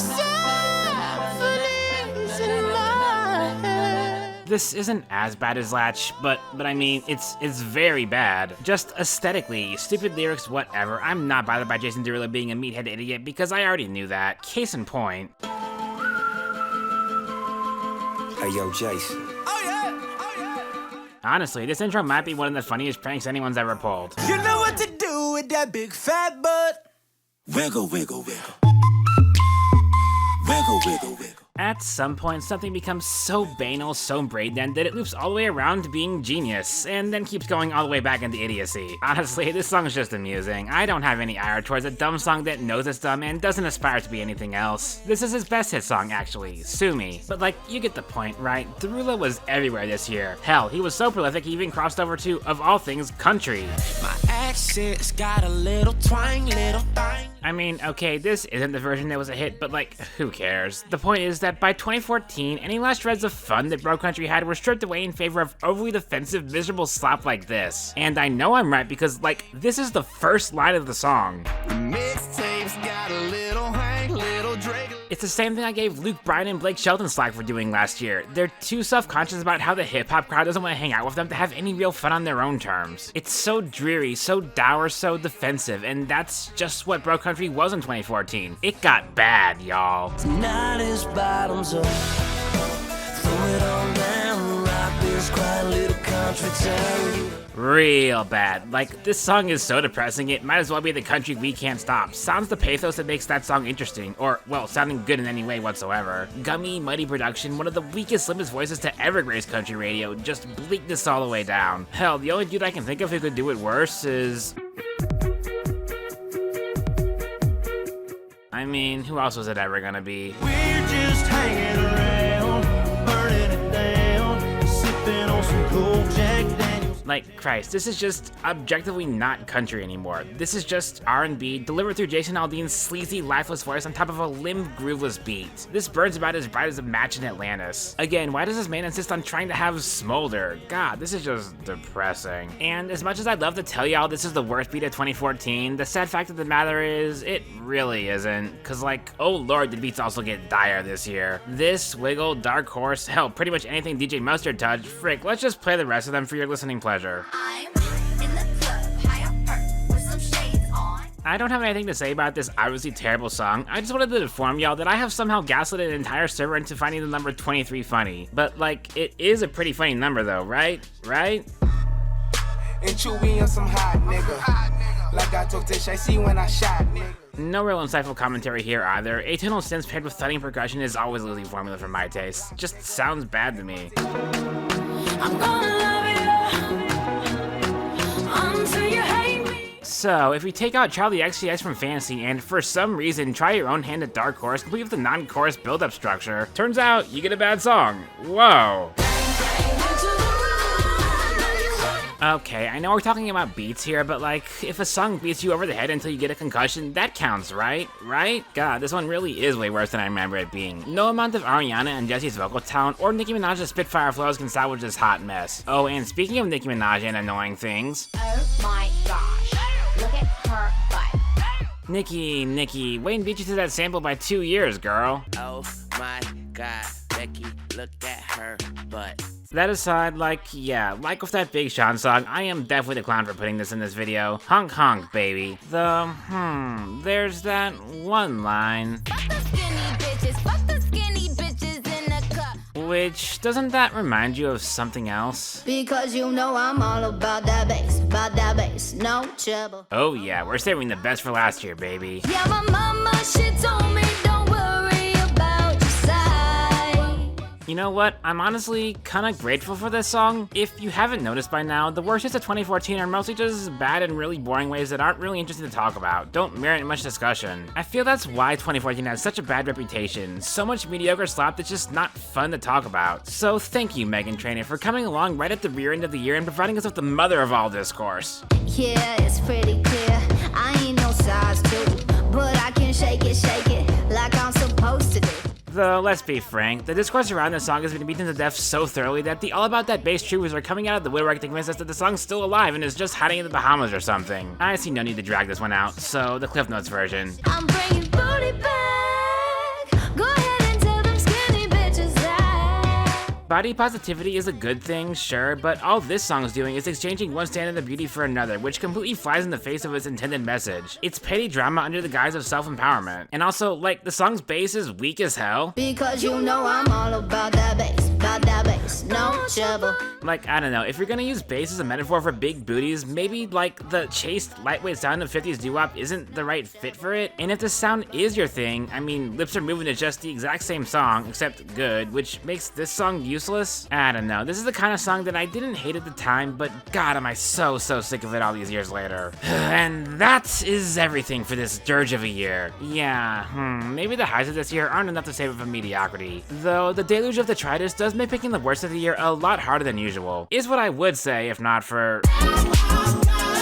No, God, make it stop, please. Like, a song that causes me actual physical anguish was always gonna be a shoo-in for the worst of the year, no matter who else tried to top it. Jeez. So, congratulations to Latch by Disclosure featuring Sam Smith. You are the worst hit song of 2014, an honor I'm sure you'll wear with pride. Now then, we've made it halfway through the decade, woo! And like, I don't usually do this, but I'm suffering for y'all's sake here, so I'm gonna take this brief moment to ask y'all to like this video if you enjoyed yourself so far, and subscribe if you want to see more like it. I'm going to be going through the best hits of the 2010s next year, plus the seasons on the horizon, and y'all aren't gonna want to miss any of it. Anyways, enough shilling, onwards to 2015. If it don't make dollars, don't make sense. Z, wake up like I gotta get it. 2015 was the year that Tyga's vibes changed from guy who features on Chris Brown songs to guy who features on Chris Brown songs and also made a song about how it's totally okay for him to have sex with a minor, actually. Meanwhile, Chris Brown spent the year being the best part of Chris Brown songs. Got your girl in my section finna go up. Like, this is just a totally generic, inoffensive verse. Meanwhile, there's Omarion who If your chick come close to me, she ain't going home when she supposed to be. built this entire song around a pickup line so clumsy he makes stealing your girl sound more like he wants to kidnap her. And then there's Janae Aiko who... But you gotta eat the booty like groceries. Okay, well, she's the actual best part of the song, but like, Booty Like Groceries is one of the all-time grades of laughably bad sex lyrics. Food sex never works, hun. But yeah, obviously I'm just stalling for time getting to the real atrocity of the hour here. Freeze every bottle and cup in the sky. Sparks in the air like the 4th of July. Like, dude must have really been kept on such a short leash this year that he wasn't allowed to say anything of substance on any of the 4 year-end hits he notched. Meanwhile, Nicki's got some of her wackest lines ever. I don't duck nobody but tape.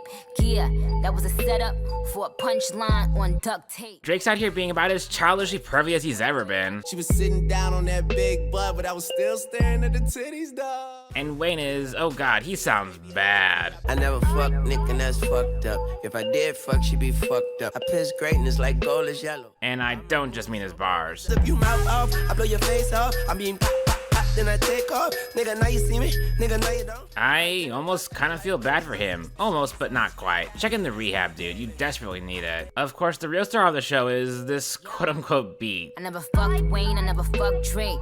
All my life, man, fuck's sake.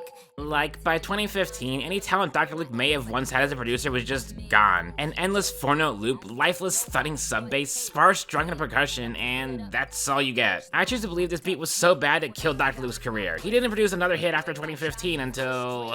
If you could see it from the front, wait till you see it from the back. Oh, Doja, what have you wrought? Really though, only kinda stands as like a testament to what the bad hits were like in 2015. In a year blossoming with some of the best, some of the most fun and colorful songs of the decade, the worst songs were all so gray and lifeless. And, rap. I don't got no type.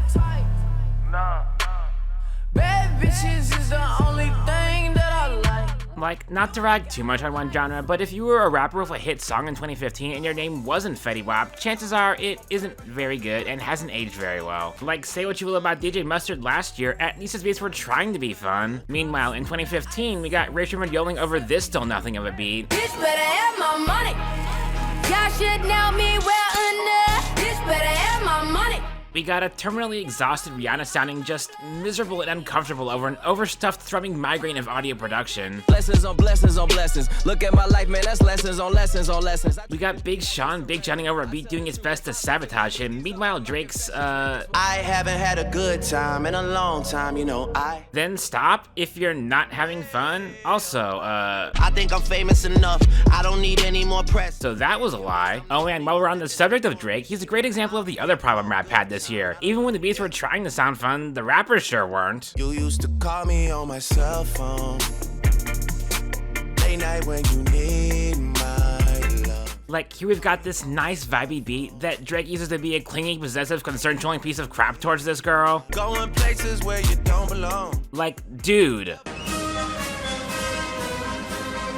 And the whole time he sounds just utterly wasted. Why you always touch and roll?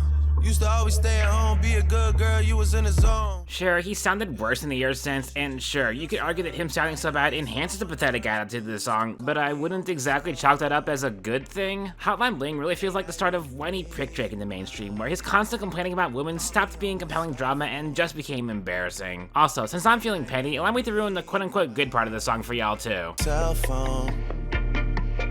Late night when you... So, remember when me and Lizette G counted down the best hits of 1973? Well, there was another song on that year and that really caught my interest when I first heard it.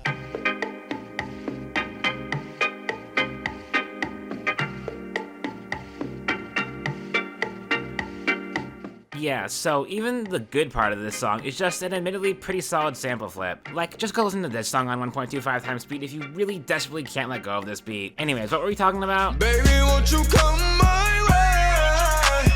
Oh yeah, bad rap. Damn, turns out even being Fetty Wap doesn't save you from the curse of not being Fetty Wap in 2015. Frustratingly cyclical melody over a frustratingly cyclical and really dour beat? No thanks. Granted, it's better than... Walked in, 30,000 in my pocket, had them niggas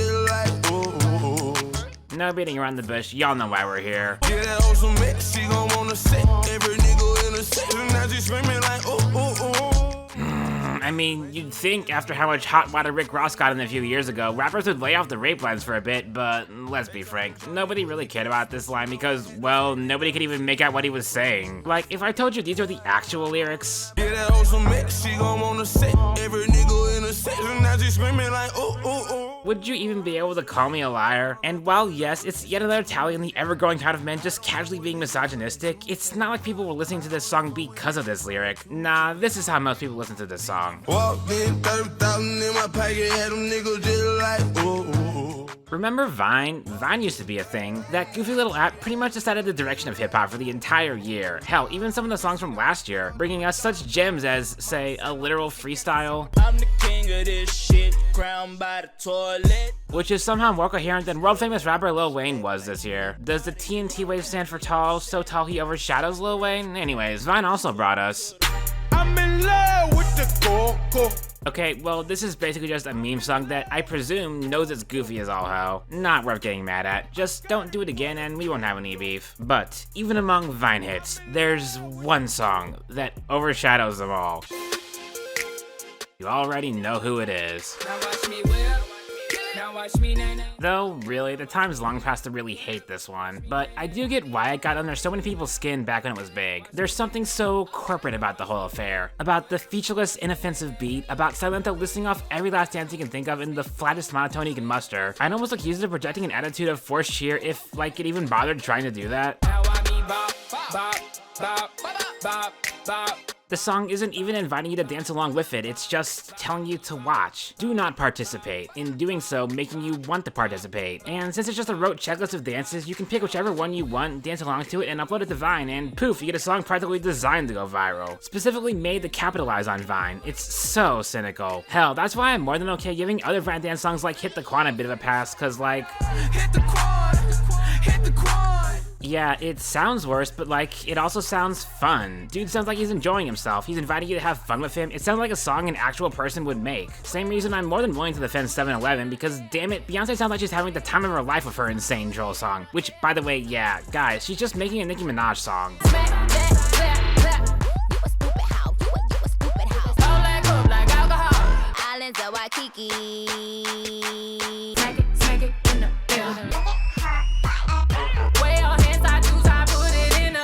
The more you hate it, the more Beyonce's power grows. Like, it's not a good song, but 7-Eleven, Hit the Quad, Nasty Freestyle, Coco, hell, even Flex. I respect all of these songs. Yes, even the one with the rape line, way more than Watch Me. Anyways, I'm currently feeling incredibly self-conscious about how much black music I've talked about from 2015, so let me assure y'all that white people freaking sucked at music this year too.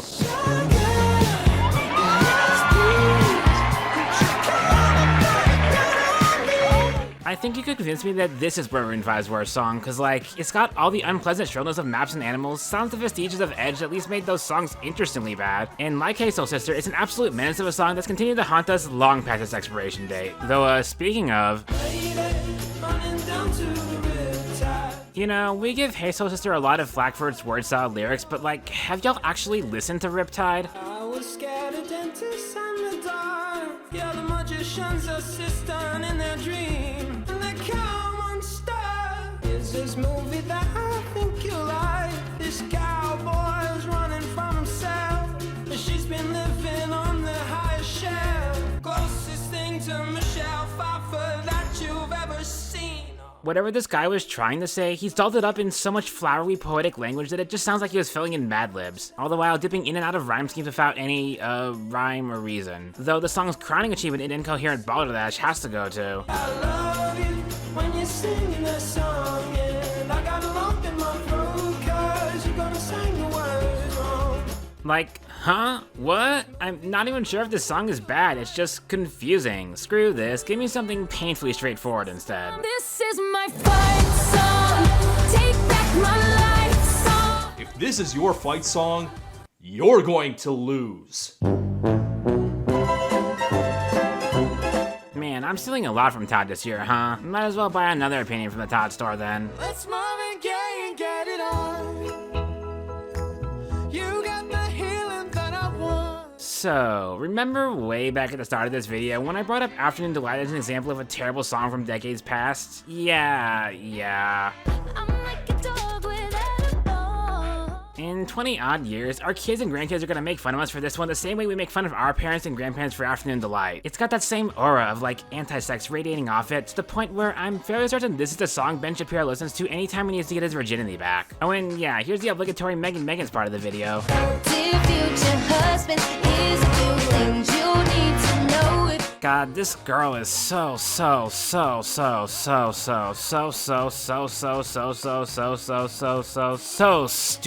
You gotta know how to treat me like a lady, even when I'm acting crazy. Like, inadvertently starting a war over beauty standards is one thing, sure, but at least it was an attempt at a progressive message, not this regressive 1950s in both sound and substance schlock. And as much as I hate agreeing with a dose of Buckley on anything, God, this woman really is Tumblr personified, huh? Her sole role in pop culture was generating discourse nobody asked for or should have even cared about, discourse that did nothing but harm her and everyone else in the process. Can't you just make a simple, uncontroversial song, Megan? So I'm gonna love you like I'm gonna lose you. I kinda hate that one of Meghan Trainor's better songs, comparatively mind you, sees her dragging uber-talented singer-songwriter John Legend down to her level. Her basic, white bread, completely sterile level. Though, while we're on the subject of happily married couples... So no, honey, I'm good. I can have another, but I probably should not. I've only got one thing to say. This song is not better than Someone Like You by Adele. Don't forget me, I beg. Okay, now that I'm done being cheeky. I think the big thing about this song is like, why? Why are we here? What story is there to a song about not cheating? It's not like this is a love song. He doesn't say a single thing about his wife, and I'm not bothered by him bragging about not doing a thing. Cause like, hey man, I've never killed a starving child, but you don't see me going around bragging about that. No, the reason I dislike the song is just cause it's annoying. It's just really aesthetically unappealing to me. It's cheesy, corny, cloying, and Andy Grammer is not a particularly charismatic singer either. It's just, I'm fine with some types of country, but cornball country ain't never gonna be my thing. Oh, by the way, is bro country doing any better this year? Shake the dust up. Back it on up. Okay, that's enough of that. Not until Nika Moon would another country party song sound this bleak. Any other country I should care about this year?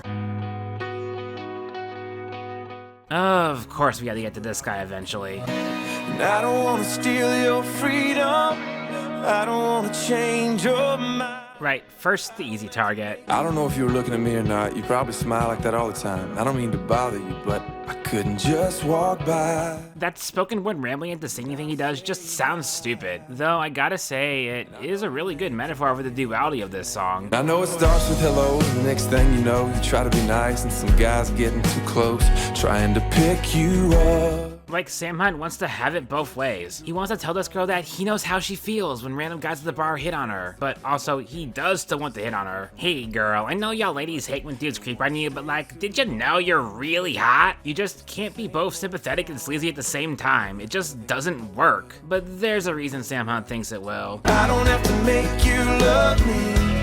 I just wanna take your time. It's because he feels, well, entitled to her. Like, I don't have to make you love me, I just want to take your time. Because in his mind, if they talk long enough, she'll fall head over heels for him because he's just that charming and handsome, which like, bite me, dude. It's the same exact attitude I gave Blurred Lines flack for, but hell, at least Robin Thicke carried himself with a veneer of cool. May I remind you, Sam Hunt, you sound like this. And I know your name, 'cause everybody in here knows your name. You're not looking for anything right now, so I don't wanna come on strong. Truly a man of class and dignity. All this song makes me want to do is reach for the pepper spray in my pocket. Though, you know what? Yeah, I think it's high time for another round of pepper spray core. Come at me, y'all. I'm a classic man. You can be me when you look this clean. Did Jadena not realize that Fancy was ironic? That the whole point was being the trashy kind of rich? You can't just shamelessly rip it off and then try to play it straight. It ain't gonna work, dude. Oh, I think that I found myself a cheerleader. Is it fair to call this the most forgotten #1 hit of the decade? I swear, this song vanished into the ether the moment the calendars turned over. And like, maybe it's wrong of me to lump this song in here, but I don't know. Something about this just feels really uncanny and uncomfortable to me. Like Omi is an alien trying to understand the human concept of love by remaking Honey, I'm Good. Do I make you feel like cheating? I'm like, no, not really, cause Like, this is just tropical house, honey, I'm good. Though I'll give Omi this. At least he lists things he likes about his girl. And it's not nearly as annoying either. Does Nick Jonas not realize that you're so much hotter than me that I'm worried you're going to leave me for a hotter guy is the colossal cell phone? And also an admission that he only loves her for her body? Yeah, you're right, dude. She does deserve better than you. God, men are so insecure. No, guys, it's not implied pedophilia. That's Tyga's shtick. Also, it's just a completely normal song about Neil being horny for this hot adult stripper, sabotaged by one insane production decision. Which you can blame on, of friggin' course, Dr. Luke. And Circuit 2, I guess. The tag team that also brought us only. Truly the flag bearers for bad music in 2015. Though they're not the only deadly duo to make some real trash this year.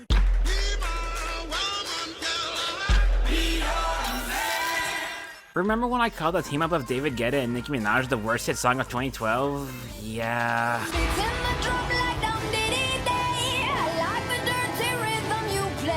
God, this really does bring me Vietnam flashbacks to 2012 though. Like, you've got the same overproduced clustered nightmare of a chorus as Turn Me On, paired with the hell noise drops of way too many songs about her listening again. Yes, I do the cooking, yes, I do the cleaning. And oh, what's that? Some skeevy man writing Nicki Minaj as a submissive, subservient housewife, dear future husband style? Gosh, I guess this must be 2015 then. Yeah, I never said we left the men being gross part of this year, did I? Though, I will say it, there's one other line in the song that's painfully 2012. I know you want it in the worst way. This reminds me of something, but I don't know what it is. Like a nagging itch that I don't quite know how to scratch. I'm sure it's nothing. But nah, this isn't quite as migraine inducing as Turn Me On was, and we have plenty of better candidates this year than we did back in 2012. Having said that, don't sit down just yet, Nikki, because it's pretty obvious that nothing this year tops Only in terms of sheer awfulness. So congratulations to Only by Nicki Minaj featuring Drake, Lil Wayne, and Chris Brown. You are— hold up, no, can we talk about how goddamn inexcusable Hotline Bling is? You should just be yourself. Right now you're someone else. Like, no, it just clicked for me. This is an unholy fusion of Break Even, the toxic guilt-tripping want you back girl lyrics, and She Ain't You, the real-world subtext that makes that guilt-tripping oh so much worse. That also just so happens to flip an old sample, whatever, that's not the part I take issue with. Ever since I left the city, you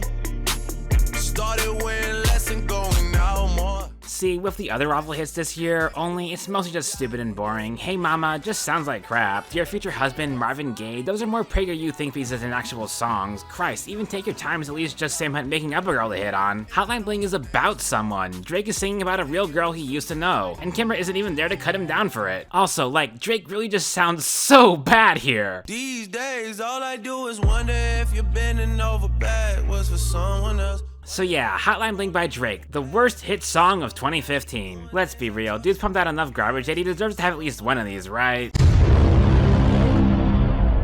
You know, making fun of Chris Brown at the start of each of his segments is getting kind of boring actually. Like, what did he have this year? Fuck you back to sleep, girl. Yeah, this is kinda gross, but like, have you seen the rest of this video? It could be so much worse. Nah, I really want to bully Drake's more because I'm starting to think Views might actually be his worst album. Like controller. Like, I've never actually, you know, listened to the album, to any Drake album in full, cause my limited time in that stuff is way too valuable for that, which, for one, Views is where Drake's trademark stream trolling of excessively bloated tracklist started, but even just focusing on the hits, they pretty much all blow. All my niggas wanna do is pop style. Pop style might be the most egregious one between the lifeless, ugly beat and the awful performance from Drake. See, I told you he got worse than Hotline Bling. What's even the appeal of this? I'm too good to you. I'm way too good to you. And as Hotline Bling foreshadowed, Views is where Drake's constant moaning about women just became tired mostly, much like his delivery. Though at least unlike Hotline Bling, Too Good at least has its Kimber in the form of Rihanna, so whatever.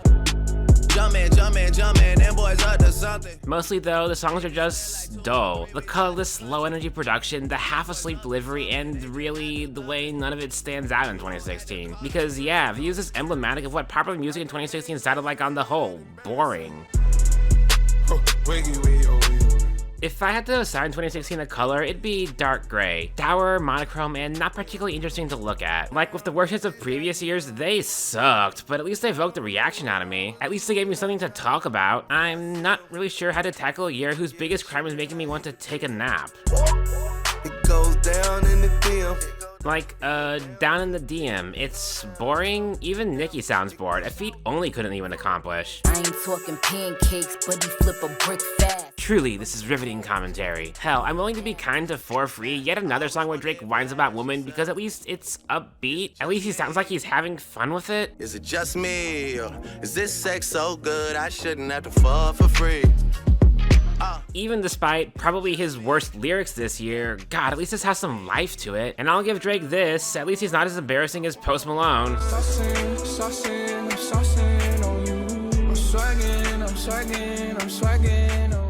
Can we all just collectively agree that calling yourself the white version of any black celebrity is just cringe? Don't do that. Like, is Post Malone saucin', swaggin', and ballin' cultural appropriation? Is it racist? I don't know, but it's certainly embarrassing. I sure hope Posty looks back on this song with a faint blush and a deep sigh. And he can take consolation in the fact that at least he's not Nash. I know that I control my thoughts and I should stop reminiscing, but I learned from my dad that it's good to have feelings. I'm not gonna bother beating around the bush. Nash is the worst rapper of the decade, full stop. He has, at best, a tentative relationship with the concepts of rhyme and rhythm. He has a scrungly voice and can't sing for crap, yet he comes off as weirdly arrogant and punchable despite all that. If you wanted me, you would just say so. And if I were you, I would never let me go. And if that weren't bad enough, his presence on this song completely confuses the narrative. Olivia O'Brien is pining for this perfect dude who loves someone other than her, and Nash is not that dude because he's a colossal prick who spends his verses negging her and acting like his problems are her fault, and it's just toxic and bad writing. I hate you, I love you, I hate that I love you. Not that this wholly unremarkable piano ballad had much to ruin, cause like with the rest of the year, there's nothing here. The most bare bones piano and percussion, a sleepy performance from Olivia, just a vast emptiness. Frick, Nash's petulant whining is about the only thing keeping the song from being absolute zero in song form. Take him away and you'd get... You ever feel so very little towards something, a level of interest so far in the negatives that it causes an overflow error and triggers an irrational, seething hatred? I am a lost boy from Neverland, usually hanging out with Peter Pan. There's been a few songs I put on best lists where I talked about how I was into them before they were popular. I got to be all smug about that, a good time was had by all, and here's where karma comes back to bite me because I hated Lost Boy long before I knew it was a hit. There was a time when I was alone. Like, this might be the least song I've ever heard. John Cage's 433 has more substance than this. At least its intention is to make you think. Lost Boy doesn't even want to do that. It wants to rotely recite the story of Peter Pan and then ask you to clap for it because of how deep and insightful its message is. Peter Pan, Tinkerbell, Wendy, darling, even Captain Hook, you are my perfect storybook. Where the only real insight I can glean is that Ruth B would rather lose herself in a childish fantasy than face the real world. The struggles of life, loneliness, I think. It's a song about escapism that doesn't really delve into what it's escaping from, so it just comes off as a weird case of Arrested Development that even Ruth B doesn't sound particularly enthused about. He sprinkled me in pixie dust and told me to believe. Like, she's a technically competent singer, and hell, she's gone on to make much better music in the years since. I don't hold anything against her as an artist or as a person. It's really just this one song I take issue with, but it's cause she just does not emote at all here. It's just so dry and lifeless, and it's not helped by her piano giving her nothing to work off of. I am a lost boy. There, that's the only part of the entire piano line that isn't just slowly playing chords. One single melody that doesn't even sound like it resolves properly into the next chord. That's the other thing. Despite having a grand total of 2 instruments, Lost Boy somehow still can't manage to be musically cohesive. Peter Pan, that's what they call me. Like, Ruth switches up her vocal cadence in practically every part of the song, but because there's no, like, backbone for those rhythms to bounce off of, they all just end up sounding awkward and clumsy. It's just so amateur, which, like, go off the charts? Get off the charts? Run, run, lost boy. Which, of course, this was a Vine hit. The last year we had those before the app went the way of the dodo, and not only that, it was a Vine before it was a song. Lost Boy is literally a 6-second fragment expanded into a 4.5-minute song for seemingly no other reason than to capitalize on his viral success. So I guess it's no surprise that it's such a low-calorie listening experience that trying to use it for sustenance would just leave me starving. Woo! Yeah, baby! That's what I've been waiting for! Pure, unadulterated nightmare fuel! Yes! Let the hate flow through you!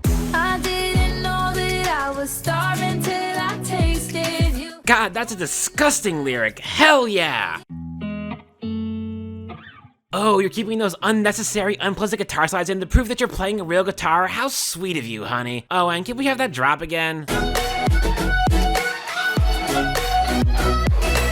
Oh yeah, that's the good stuff. See, isn't it just way more fun to bash on stuff that's obviously off when has no qualms about being the most unlistenable garbage this side of a harsh noise concert? Like, I do hate this, but I love how much it makes me feel. Is this a kink thing? Huh. And while we're on the topic, might as well barrel through some easy targets. And as far as I can see, I just need privacy. Frick, G-Eazy might be the easiest target of them all. Like, for one, G-Eazy is the worst rap name I've ever heard. You could call yourself Big Doo-Doo Fart and you'd still sound more dignified. But also, like, G-Eazy is basically just bad Eminem, who's already not that good, so... And God, imagine being so bland you get overshadowed on your first hit by Bebe friggin' Rexha. Which, yeah, a song about not needing anyone else is entirely carried by someone else's hook. The irony there is thick, huh? Wouldn't it be funny if that was true of his other hits too? Wink wink, nudge nudge, foreshadowing. Well, it's got better vocal stitching than La La La, kinda? God, this is barely even a song, barely has melodies, barely feels written. Peak 2016 from a were you even trying standpoint. It's almost kinda cute how bad it is. This is like primo bad 2014 music.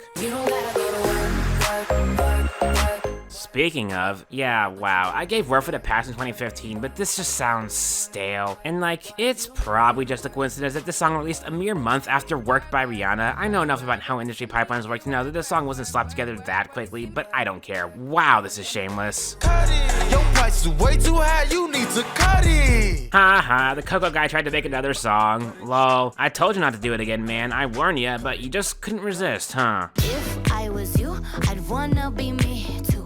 In hindsight, this song is just funny. She really had no clue this was gonna be our last hit, huh? Made You Look doesn't count. I wrote this line back in 2021 and I'm standing by it. You gon' have to do more than just... See, functionally this song is perfectly fine, but I do not want to listen to Footsie McShootsie, so...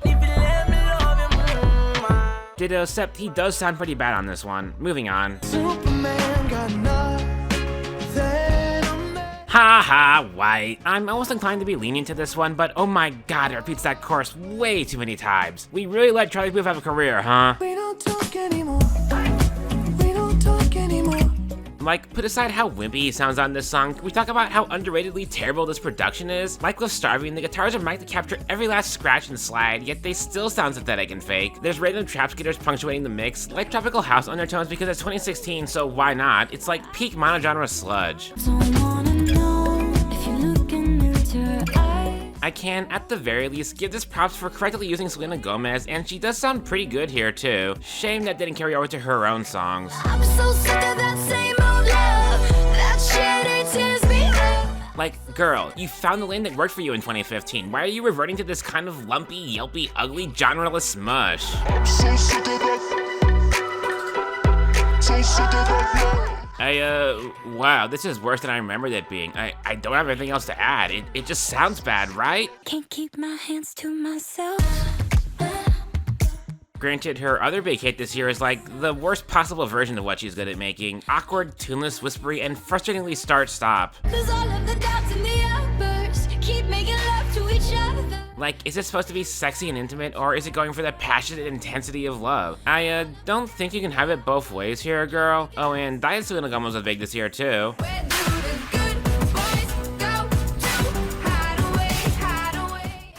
Actually, nah, this is fine. I swear, y'all get way too mad at stupid teenager crap. Though, to be fair, this doesn't have a good hook, and she isn't a great singer, and the production's kinda lousy, and the lyrics are so banal you can tell that they're just what a committee of men thinks goes through the heads of teenage girls, and okay, yeah, this is pretty bad, huh? I'm willing to give Sit Still Look Pretty a pass because at least it sounds like, good. I like that one. It's bright, it's upbeat, it sounds finished, it's a welcome relief from a lot of the other hits this year. Cause, like, by now, you're seeing the other half of why 2016 was so dire, right? All the rap and R&B was downbeat and moody. Meanwhile, the upbeat pop music that was supposed to serve as the yang to that yin was also sterile and corporate. So the end result is that absolutely nobody sounded like they were having any fun. They didn't stop people from trying, though. I think after listening to this song, dance stops being a real word for a while. This song killed my grandma, 0 out of 10, worst song of all time. I I don't know if this is the worst thing ever or anything, but it is unquestionably just two measures repeated for 3.5 minutes. And guys, stop with the food sex metaphors. Gag. And cake especially, why does that one make me particularly uncomfortable? It might just be my imagination. Just you and me. Have y'all ever noticed how really overstuffed this production is despite how lightweight it's trying to be? Sean Paul especially, he just does way too much here. And as much as I don't buy this kind of song coming from Sia, I'd honestly buy it even less coming from Rihanna. Not like her attempts at dance music fared any better this year. Calvin Harris's finest hour, derogatory, maybe reducing Rihanna. But you call about 1,000 times. Rihanna. What are you willing to do? To generic white girl on EDM song. And then clipping off the end of each vocal loop so it sounds awkward and amateur and integrating into what I can only describe as a reverse drop. To make what may be the single most lifeless dance song I've ever heard. God, I almost want to apologize to Let's Go Now. Almost.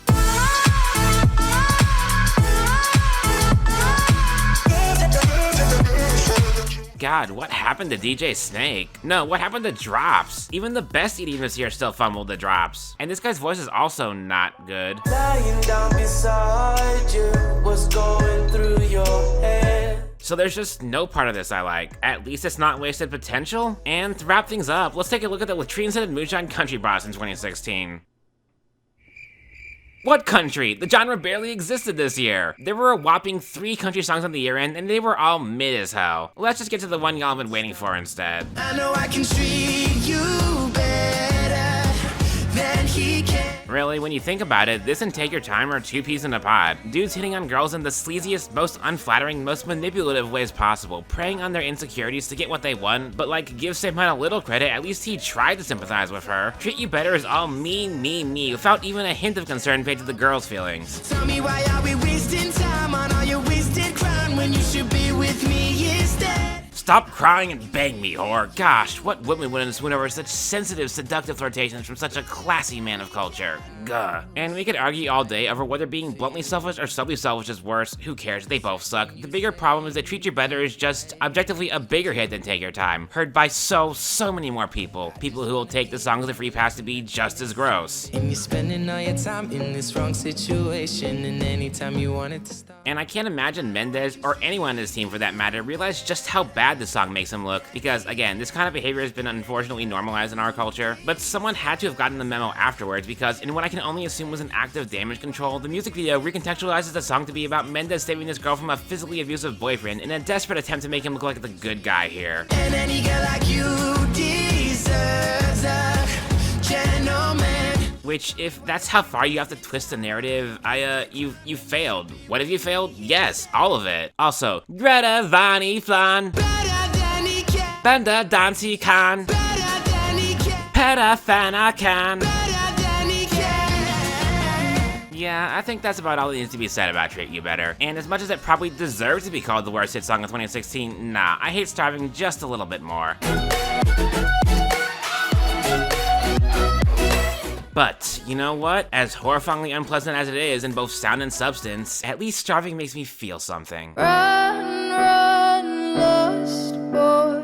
At least Treat You Better sparks a degree of burning outrage. At least Nash fills me with a sense of secondhand embarrassment. Hell, at least Drake finds interesting ways to be boring. Lost Boy just fills me with this irrational sense of disgust for how little it gives me, for how empty it makes me feel, for how unremarkable it is in every aspect. Soon enough we reach Neverland. Like, frick, why haven't I won if this is all it takes? Reading Peter Pan once, owning a piano? This song's success single-handedly disproves any narrative that you have to have skill or talent to succeed, that you have to have something to say, that you have to have a compelling personality, that you have to command attention in some way or another. Nah, it's all just luck. It's a giant game of chance. Or you otherwise just need to be born rich, but that's besides the point. The point is, God, this song makes me feel hopeless. Neverland is home to lost boys like me, and lost boys like me are free. It's the kind of song that makes me feel bad as a creator. Like, I don't make videos like these to get popular. I make them because I want to, but I mean, it is nice when people see them, when people enjoy them. And whether or not that's even possible is pretty much all just up to the same random number gods who one day decided that this completely milquetoast snippet of audio. I am a lost boy from Neverland, usually hanging out with deserve to be one of the biggest songs in America. So what's even the point in trying? I guess all I can really do is keep making videos the way I want to. And I'm the one making this video, so I can say with absolute confidence that Lost Boy by Roof B is the worst hit song of 2016. Yay, woohoo, please tell me 2017 is gonna be more fun. In 2017, Chris Brown gained shapeshifting powers and took on the form of Black Bear.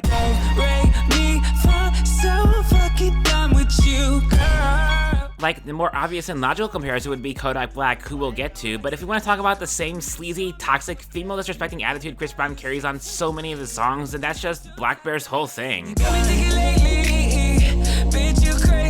Like, this might be Black Bear's worst song, and that's a discovery that includes Hot Girl Bummer, a song I previously called the worst hit song of 2020, which I still stand by. If you relate to that song, I don't know, I'd probably just tell you to go to therapy. If you relate to Do Re Mi, I want to slap you across the face. Pay me back or bitch, it's over. And frick, this is such a gutless, pitiful breakup song that it makes what was supposed to be this epic burn of a kiss-off sound like Black Bear drunk texting the wrong ex at 4 in the morning. I swear, all the bile towards ABC to EFU is just misplaced anger towards this track. Like, seriously now?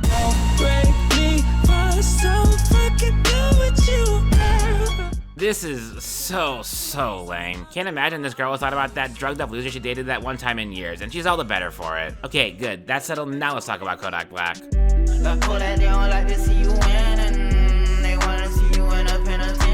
Granted, this will be quick because this turd isn't worth expending time or energy on. Tunnel vision is a classic case of someone hijacking a legitimate issue for their own personal gain. In this case, the much more serious issue of racist discrimination by police against people of color, which only delegitimizes the issue, inadvertently throwing actual victims under the bus, simply because Kodak is too petulantly selfish to own up to his own crimes. I get in the girl I want, in the girl I want. And it's telling that not only did the song have to be edited in post to remove a line where Kodak outright confesses to the crime he was charged for, an ugly line that, whether or not he actually did rape a woman, speaks volumes about his character, but as damage control, the video goes as far as painting Kodak's opposition out to be gun-toting, MAGA hat-wearing racists, instead of, you know, normal people who think rape is bad. Look who that boy, they hate to see you in a form. So yes, I am in fact saying that tunnel vision is just the worst aspects of All About That Bass and Treat You Better combined, paired with far worse real-world implications than either of them. Screw this noise. I'm the shit, I'm far, and I don't know how to party. Also, ew, gross. Are you drowning in toilet water or something, dude? Anyways, give me something that's less of a migraine to think about, please. I bet you was your mess, ayy. Can't keep my dick in my pants. I am not ready to have the XXX and touchdown conversation so soon after the Kodak Black conversation. We'll get to that in 2018. All I'll say for now is that there's a difference between being experimental and being amateur, and by saying that, y'all already know which of the two I think this falls into. Okay, for real now, I am going to pick out an easy target. Like, say, the biggest song of the year. I'm in love with the shape of you. We push and pull like a magnet. I know we all like to make fun of this song nowadays. Hell, I've taken shots at it myself, but let's be honest with ourselves. The Shape of You hate is actually just misplaced Cheap Thrills exhaustion. Baby, I don't need dollar bills to have fun tonight. Because I mean, Cheap Thrills is just so devoid of anything. It was so big for so long that Cheap Thrills 2 Cringe Edition was a disaster waiting to happen. You and me are thrifty, so go all you can eat. Fill up your bag and I fill up the plate. After an entire year of white people co-opting Tropical House and milking it dry, the biggest song of 2017 sounded like the lamest parts of 2016. Of course it gets hate. Like, it's not good, I do not like it even a tiny bit, but it's probably not as bad as we've all collectively agreed it is. I mean, it's better than— Don't wanna know, who's taking you home. Boy howdy, I sure love this, the year of our Lord 2016. Wait, it's 2017 now? Frick it. You know, seeing it laid out in front of me like this, it sure looks like one of the biggest trends this year was white pop stars who had no clue what to do with themselves in the trap era collectively deciding to become the most embarrassing versions of themselves. Oh, look what you made me do. Look what you made me do. Listening to this song in 2023, a year by which Taylor Swift, who I just realized is somehow only now appearing in this video for the first time, has almost inarguably become the single most famous pure celebrity in the world, as in not a political or religious figure or a corporate billionaire or whatnot. It's baffling to think that there was ever a time Taylor could paint herself as the scorned underdog and sell it. Granted, she couldn't sell it back in 2017 either, which fully uncomplicates the issue. Song just sucks, but even me acknowledging that is pointless. Seriously though, Taylor is Beatles big right now, y'all. Holy Christ. This song's worse though. Quoth Zayn and Taylor Swift 2017, I wanna die someday. So true, besties. This is just viscerally unpleasant to listen to, though I suppose any song where Zayn does his best Sam Smith on Latch impression was destined to be. You know I love it when the music's loud, but come on, strip that down for me. Liam didn't do much better though. God, I thought Fifth Harmony and Kiara last year was bad enough, but making bad 2014 music in 2017? Like, when your debut single was 3 years out of date the moment it drops, you're practically dooming yourself to be a thing of the past, which Liam Payne now is. Slow hands, like sweat dripping down out the laundry. Christ, was it really only Harry Styles and fifth member of One Direction, whose name escapes me and I don't care enough to look it up, who didn't immediately faceplant out of the gate post 1D breakup? This sounds like if a sex song was a funeral dirge. I don't wanna be alive. I don't wanna be alive. Oh hey, speaking of artists co-opting legitimate issues for personal gain, though despite how obvious it is that Logic doesn't really care about suicide from what he said both in and out of the song, 1-800, then I kill the pussy. Who can relate? I'm willing to give this the lightest of passes because at least it's not actively malicious. Its faults can mostly be chalked up to Logic being out of touch more than anything, and I do believe that the song was made with at least some intent to help people, even if that intent came second to the money that could be made by doing so. It's like a reverse charity single or something. There's a hope that's waiting for you in the dark. And I mean, it's at least a better message song than this, just like sonically. Both are just as equally condescending and out of touch in their messaging, but at least 1-800 has the decency to sound good. The weird janky melodies, the awkward metering, the farty bassline, the lumpy production, it's just bad. And it hurts more coming from Alessia Cara, someone who at one point you could actually relate to and not feel embarrassed for it. Baby, I'm sorry. God, what was with everyone having a latch off this year? And this song also has the bang bang problem where every single last element wants to end the air tonight all over your eardrums, and it's just exhausting. What a waste of Demi Lovato too. Oh, just be careful, love ain't simple. Speaking of, I know I'm supposed to be a diehard No Promises by Cheat Codes featuring Demi Lovato stan, but like, what is this drop? Break, screw whatever I said about bad 2014 music, bad 2012 music's way worse. This has nothing to do with white pop stars embarrassing themselves, but I just remembered that Sean Faye Wolf of Diamond X Studios once compared the song The Trampoline, and not only do I not hear it even a little bit, but it makes me like this already mediocre song even less, so I'm putting it here purely out of spite. Body like a back road, driving with my eyes closed. And yet, despite that laundry list of embarrassments, which yes, bad things would be a part of if not for me actually liking that song, we all know deep down in our gallbladders that nobody made a bigger fool of themselves in 2017 than Sam Hunt did sticking his dick in a pile of cow manure, or whatever he was talking about on this song. Which is worse, food sex or dirt sex? Vote now on your phones. Whichever wins, I think we all lose in the end. And if you're wondering why I've not ragged much on rap this year, allow me to present my deep and insightful commentary on the biggest rap songs of 2017. Raindrop, drop top, smoking, no cooking, the hot box. I don't get Migos. Mama told me, not to sell word. I don't get Migos. Slippery, wall, excuse me, please me. I don't get Migos.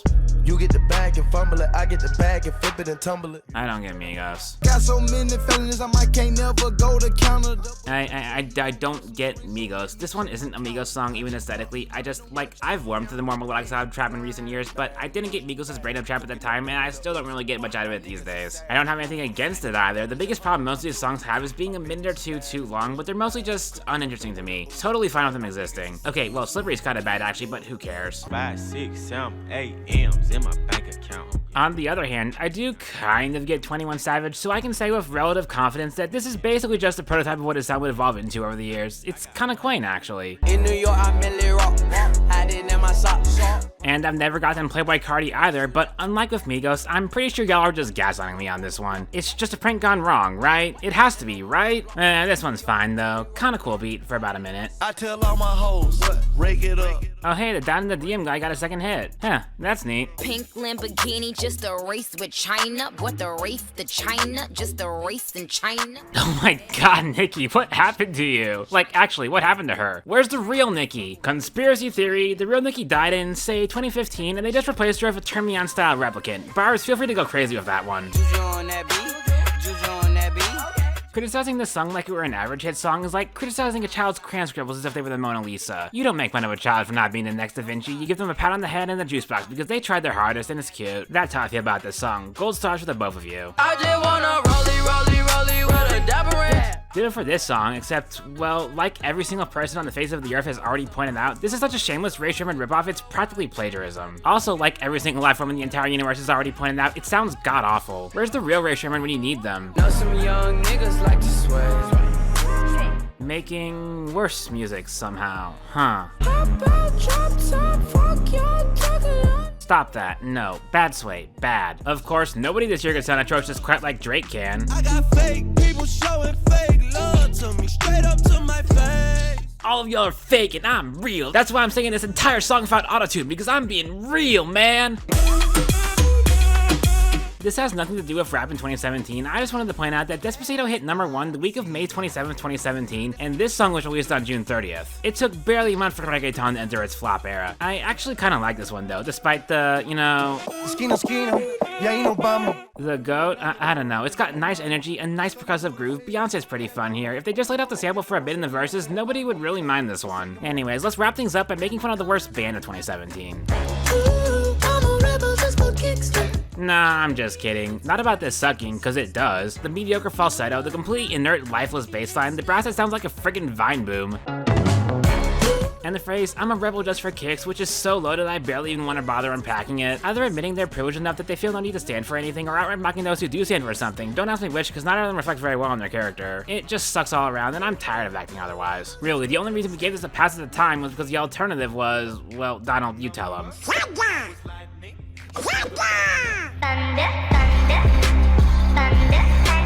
Let me be clear, I don't really care that this isn't a rock song. Imagine Dragons make pop song, whatever. No, the problem is that this is just bad music. Yet another dreary monochrome beat, a guitar solo that sounds like the autotune solo from Some Nights Took Some Xanax.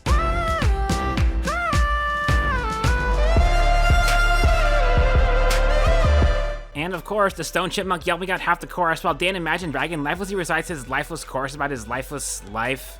Kids were laughing in my classes while I was scheming for the masses. Which, like, guys, you already made this song. It was called It's Time. It was really good. Why are you still writing about your come-up? We already been known. All Thunder does is project crippling insecurity, mostly about Imagine Dragons' place in the mainstream. Thunder, feel the thunder. Lightning and the thunder. Cause like, rock was pretty much a dead format on the Hot 100 by 2017. Imagine Dragons were the last holdouts, so I can't really fault them for wanting to change up their sound, deal with the times, but Thunder tries so desperately to convince you that it's visionary art, that it's doing something new and original. Not a yes sir, not a follower. Fit the box, fit the mold. By copying everyone else's homework and writing their name on it, which is just kinda sad. Like, to be clear, I don't dislike Imagine Dragons. Hell, I tend to like even the songs most other people hate. I love Demons, I'm fine with Believer. The only songs of theirs I actively dislike are Thunder and Enemy, which... I mostly just find funny now. Yeah, the memes got to me too. It does have a lot of the same problems as Thunder though. The same defensive attitude, the same ugly mono-genre sound, and most importantly, a complete lack of interest by the band towards the song they're making. Because I know what Dan Reynolds sounds like when he cares about a song.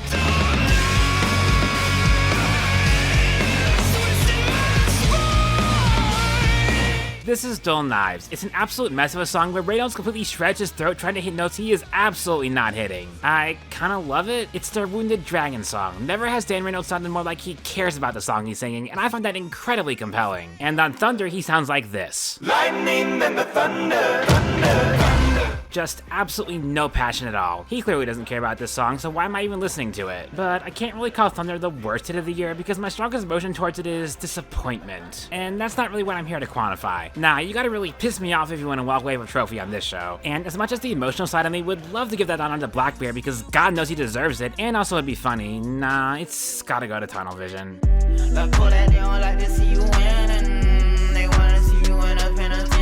The thing about Tunnel Vision is, not only is Kodak Black just the most vile person on the year-end, but the song has the worst intentions out of any of them. Like, the entire song feels like it was written around the one line. It's the first line of the song, it's the first line of every chorus. That is to say, written specifically to downplay Kodak's rape allegations. It has the vibe of like a PR statement, a solemn JPEG that Kodak Black posted to his Instagram after the charges came out. Can barely even call it a song at that point, but I ain't using that as an excuse to spare it here. Tunnel Vision by Kodak Black, the worst hit song of 2017. Okay, before we go any further, I need to reiterate. Remember that disclaimer way back at the start of this video about how there'd be references to sexual assault, physical abuse, and suicide? Well, not only is 2018 gonna make me mention literally all of those, but you can also throw fatal overdosing, pedophilia, and literal murder onto the pile. There is simply no way to have a clean, safe discussion of what is unquestionably the worst year of popular music in my lifetime, and I'm not the type to pull my punches. Just like, you know... Yeah, despite everything, it's still him. woke up in Chris Brown's body.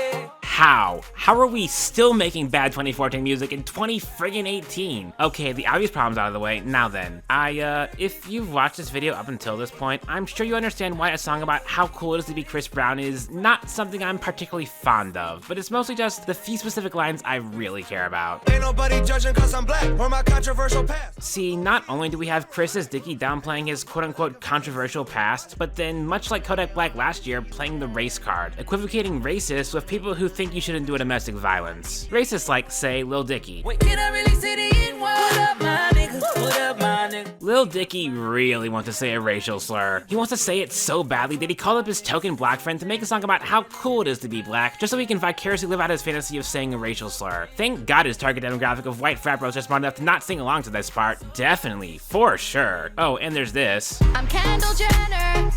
I got a vagina. I'm gonna explore that right now.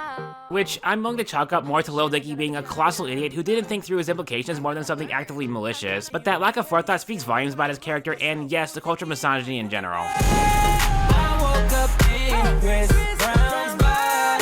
Really, the only lasting impact this completely forgotten relic of a song has had is the reintroduction of Chris Brown to the pop music ecosystem, a price we're still paying for as recent as this year. That's probably the part that pisses me off the most, but it's telling that this song has such a laundry list of issues that you could also attack it for promoting racism, domestic violence, or sexual assault, and not really be wrong on any of those counts. And I really don't see a point expending further thought on this already picked clean corpse of a song, but I do want to pick on white rappers some more, so... 2017, Bonnie and Clyde.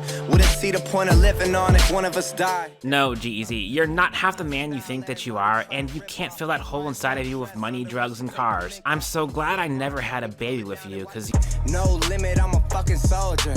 This song's actually completely fine. I'm just upset that G-Eazy gets lead artist credit despite being about as important to this song's appeal as DJ Khaled is on his songs, which, speaking of... You stick out of the crowd, baby, it's a no-brainer. It ain't the hard to choose. Should have called this No Wayner because, like, I mean, you know. Okay, back to bullying white rappers. Go psycho, lil' mama bad like Michael. I mean, the jokes here write themselves, right? Woo! Psycho napping! Yeah! If you're wondering why I Fall Apart isn't on this list, it's cause, like with Dull Knives vs. Thunder, I much prefer artists going for broke and failing over not trying at all. Moonlight, mood lights, moves like J-Lo. Just your regular reminder that Nash is, in fact, the worst. Gucci gang, Gucci gang, Gucci gang, Gucci gang, Gucci gang, Gucci gang, Gucci gang. Lil Pump isn't white, but given that this is basically just a gentrification of Migos' sound, I think it fits in here. Also, damn, maybe I do get Migos, because even I'm offended at how flagrant and also worse this is. I swear God made you for me. And Jason Aldean isn't really a rapper, but he's tried it before, so I'm counting it. And like, I haven't really gotten to rag on how much I hate God made you for me sentiments like this, but like, dudes really don't realize how demeaning and objectifying that is, huh? Anyways, this is as good an excuse as any to switch to bullying country. If it's meant to be, it'll be, it'll be. Yes, this broadcast media menace of a magnificently milquetoast monument to mediocre relationships. Todd would be proud. Swear this song could serve as a medical substitute for melatonin. Meh. I'll wear my black suit. Wait, what? No, this can't be the right song. I like that one. Was there a clerical error somewhere? Ah, oh, I see. Wait, can you turn around? Can you turn around? Just wait. So, you know how Marry Me had that whole thing about Thomas Rhett showing up to someone else's wedding, and the whole song builds up like he's going to crash it and tell this girl his feelings, but then he doesn't? Well, Wade is just playing that stupid trope straight. It's a special occasion. Not invited, but I'm glad I made it. I kinda hate it on principle for being literally everything that Marry Me went out of its way to avoid being. Granted, this isn't the first time Maroon's 5 entire existence has centered around ruining weddings, so, and it's not their worst song this year either. Girls like you run around with guys like me till sundown. The true sleeper hit of 2018 in that it puts me to sleep. This encroaches on the same hollowness as Lost Boy did, only saved by having just enough about it that actively annoys me. The painfully scratchy guitars playing an anxious, plucky melody. It's so cloying, it actually makes me feel itchy, which I didn't even know was something Soundwaves could accomplish. And then there's the stiff, lifeless chorus, complete with Levine's drowsiest delivery ever. It's like the feeling of insomnia personified. You want to fall asleep, but you can't because there are just too many things running through your brain keeping you awake, so you're just stuck lying in bed feeling both tired and anxious at the same time, and it just sucks. I just want to go to sleep, man. Good night. Wait, what's that? No, it can't be. Oh god, no, it's my sleep paralysis demon. Help! Blicky got the stiffy, got blicky, drumming whole 50, Really though, this clown college dropout isn't worth expending any outrage on these days. He burned so many bridges and lost so much support that he had to literally give away his second album to get anyone to listen to it. His entire career was born out of rage baiting, and once that finite well of intrigue dried up, he was yesterday's news. Like Gummo, the entire point of the song is to be provocative. I don't fuck with no old hoes, only new hoes. Put my dick in the backbone, I pass it to my bro. For context, 6ix9ine is a convicted pedophile. Gummo shows us that not only is he not remorseful about that fact, but he's actually proud of it. Why wouldn't he be? He's the literal embodiment of the more you hate him, the more powerful he becomes. Like, he gratuitously overuses the N-word, a word that, to my understanding, he shouldn't be using, and he knows that too. I'm not mad at you for using a racial slur, dude, it just makes me think you're a racist. Unfortunately, there's a lot of those in this country. Pop these niggas like a willy nigga, you a silly nigga, in the hole with them Billy niggas. And like his lyrics, the whole point of his sound is to be provocative, attention-grabbing, ugly, maximalist beats, and an unrelentingly shouty delivery, which in 2018 especially stands out. I completely understand why his sound would get popular in the era of low-key trap. 6ix9ine is the sparkle dog of late 2010s rap. It's not a sound I'm particularly fond of, but I totally get why so many people were drawn to it. But who asked for this?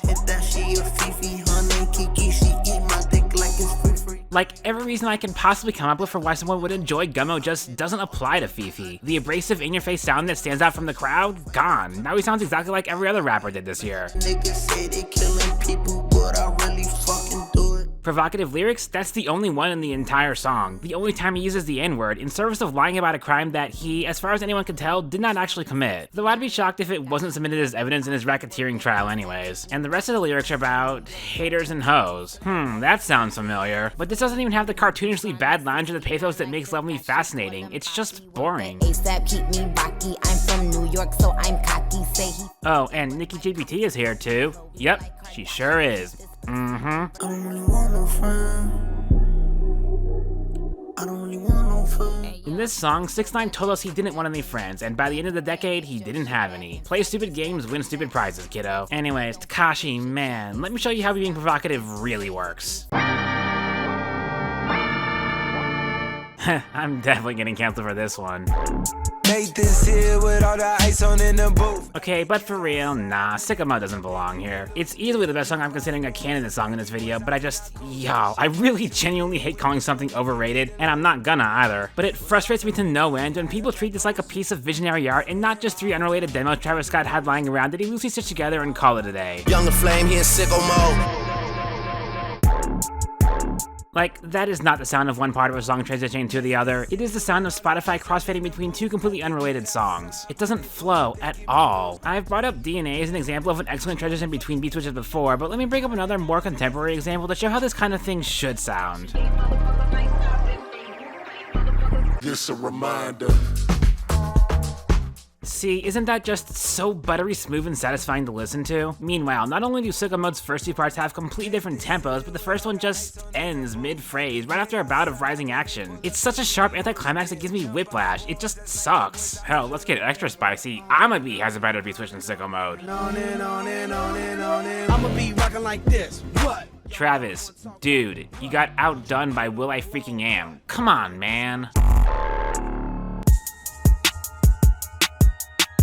The second transition is admittedly a lot smoother, even if it also sort of happens mid-phrase, but to me it's the sound of all the energy dropping out of the song because, okay, quick section ranking, the first section would be excellent if it was given time to develop, the second section is pretty dang good, on its own it'd probably be my favorite trap hit this year, and the third section is Have me out like a light, hey, like a light, hey. It was absolutely a mistake to let Drake sleepwalk over this significantly less developed and less interesting beat that also happens to take up almost half the song's runtime by itself, cementing the song's place in the decent tier. It's telling that my favorite version of this song is the one that replaces Drake's verse and only Drake's verse with an incredibly explicit gay parody verse. See the cock that I took, that had me shook, jerk on his Jimmy. But yeah, y'all, you can still enjoy the song for what it is without making it out to be something it isn't. I know this is my worst take, but y'all are like over 2 hours deep into this video at this point, so I'm sure you're used to them by now, and it wouldn't be honest to me to not include it here either. And that is all I have to say about Sicko Mode by Travis Scott featuring Drake. Let us hope I never have to talk about this song ever again. Alright, now that I'm done being incredibly annoying, back to letting the music do that job for me.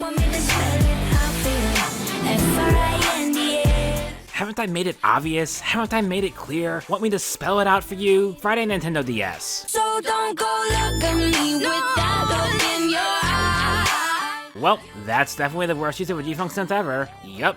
I like me better when I'm with you. The kindest reading of this line is that he doesn't really feel any affection towards this girl, he's only with her for the sake of his self-esteem. The unkind reading is that being with her only helps his self-esteem because he thinks he's better than her. Yet another drip, drip, drip in the stream of men being condescending towards women, eh?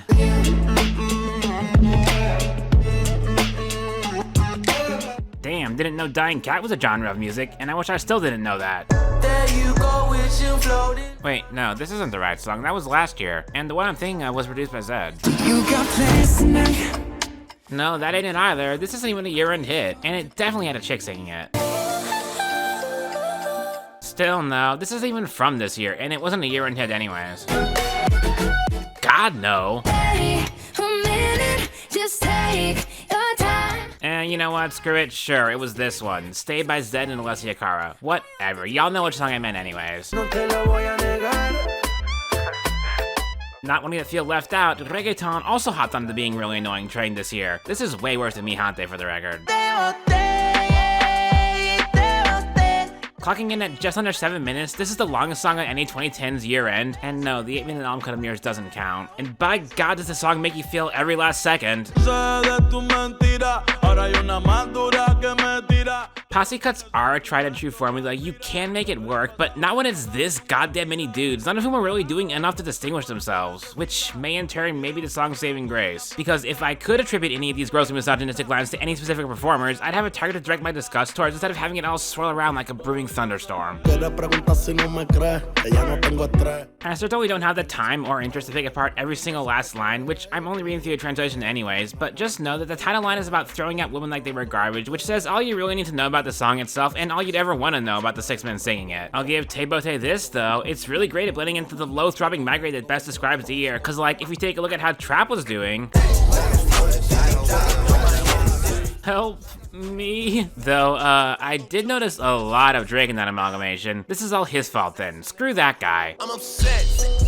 100,000 on my head is disrespect. This is the worst of them, by the way, obviously. This one's gotta be the most insecure bastard on the entire planet, I swear. Like, take a look at this completely out of the blue line he dropped on someone else's song. I've been gone since like July, niggas acting like I died. Drake is quite possibly the only person who cares more about the charts than the stands do, Christ. But yeah, as far as I'm upset goes, it's Drake whining about not wanting to pay child support to any of his hoes while taking shots at Pusha T, a beef he almost immediately lost. You are hiding a child, let that boy come home, deadbeat motherfucker playing border patrol. At which point, I'm upset becomes more comedy of errors than anything. Drake doing his best 6ix9ine impression, honking all over the track like only the King's finest gesture could. Not worth getting angry at, just pointing and laughing at it like the joke it is. And y'all should savor it while you can. That's probably the last chuckle you'll be having for a bit because, well, I've avoided it as long as I possibly can. The part of this entire video I've most dreaded writing, the one thing I'm least excited to do, speak ill of the dead.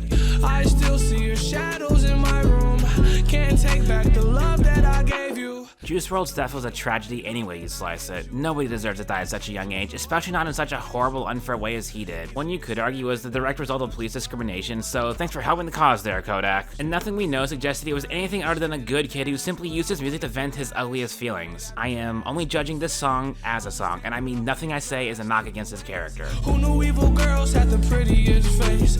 And even now, I struggle to rationalize exactly why this song bothers me. I am a-okay with songs expressing human ugliness. It can make for incredibly compelling art, but it's a delicate line to toe. And I'm fine with melodrama too, especially coming from younger artists who haven't quite learned how to grapple with their emotions. But in the case of Amnesia, in the case of I Fall Apart, the emotion is mostly turned inward, whereas Lucid Dreams is lashing outwards, with intent to harm, and with an undertone of guilt tripping too. Thoughts of a wedding ring, now I'm just better off dead.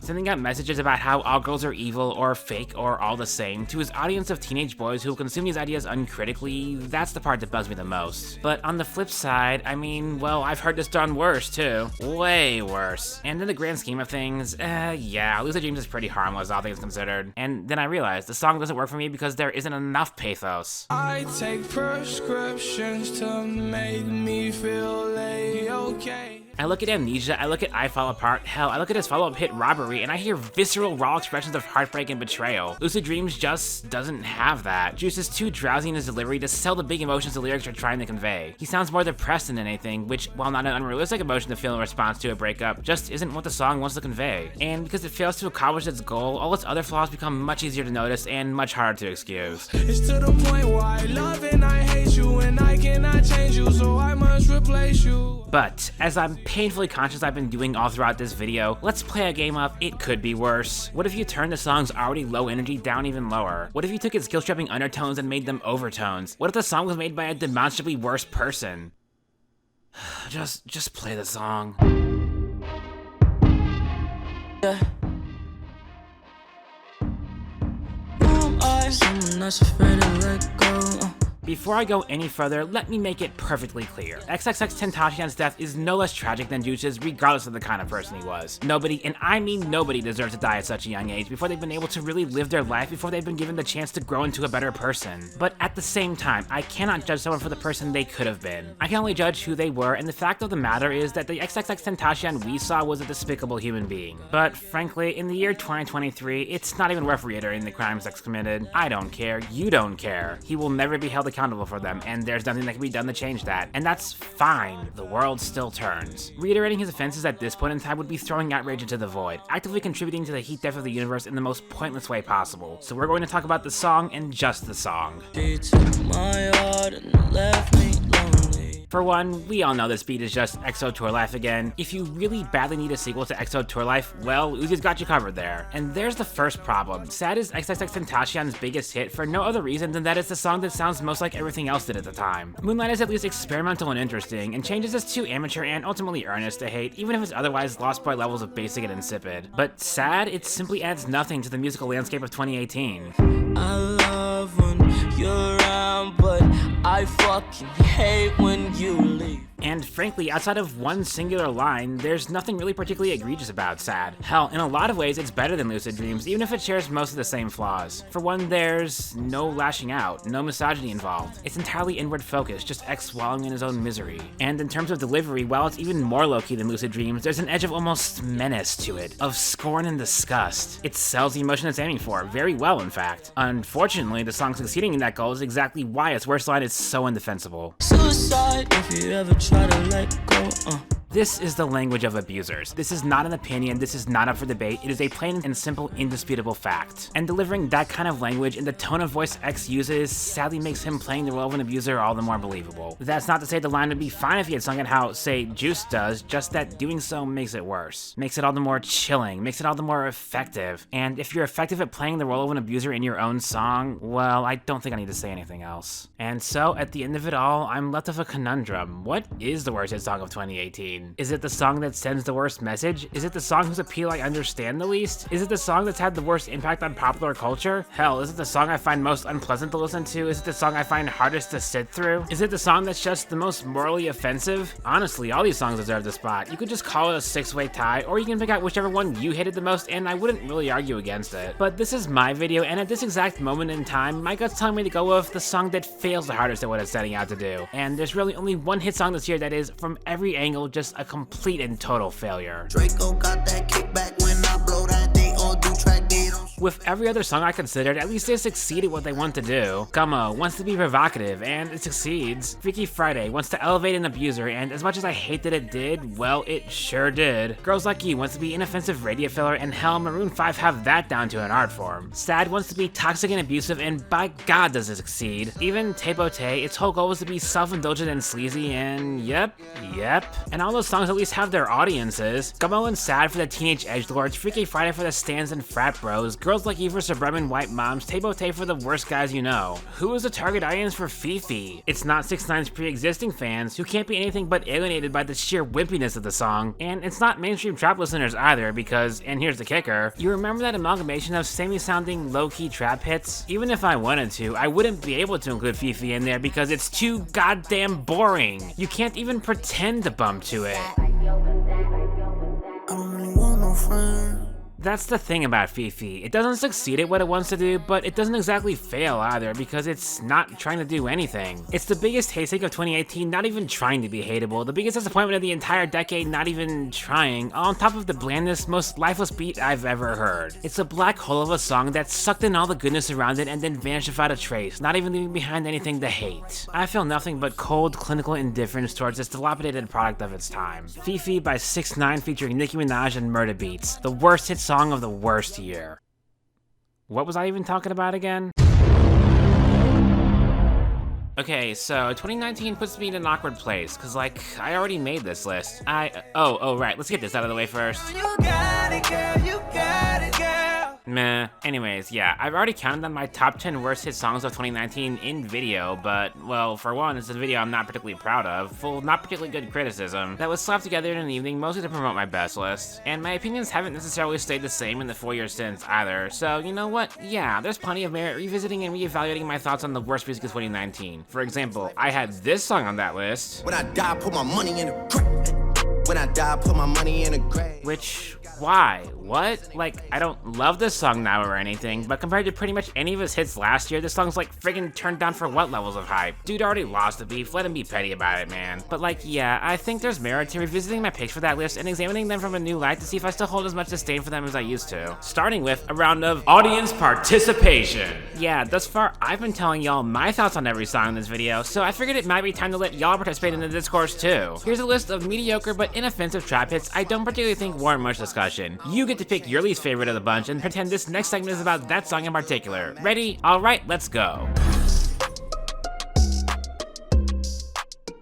Oh my god, this song is like so bad, just the absolute worst. Insert rapper's name here has an irritating voice and nothing interesting to say, and the beat made by insert producer's name here is so lifeless and inert. Why would you ever choose to listen to this? There, wasn't that fun? Like, this is mostly a joke, cause on average, the quality of the stock trap hit in 2019 was way higher than in 2018. None of the songs I listed are worse than meh, and don't really belong anywhere near a worse list. But I did have a bit like this in my original video, so I felt like I had to include it again, if not just for completion's sake. Right, onto the actual list, starting with the dishonorable mentions.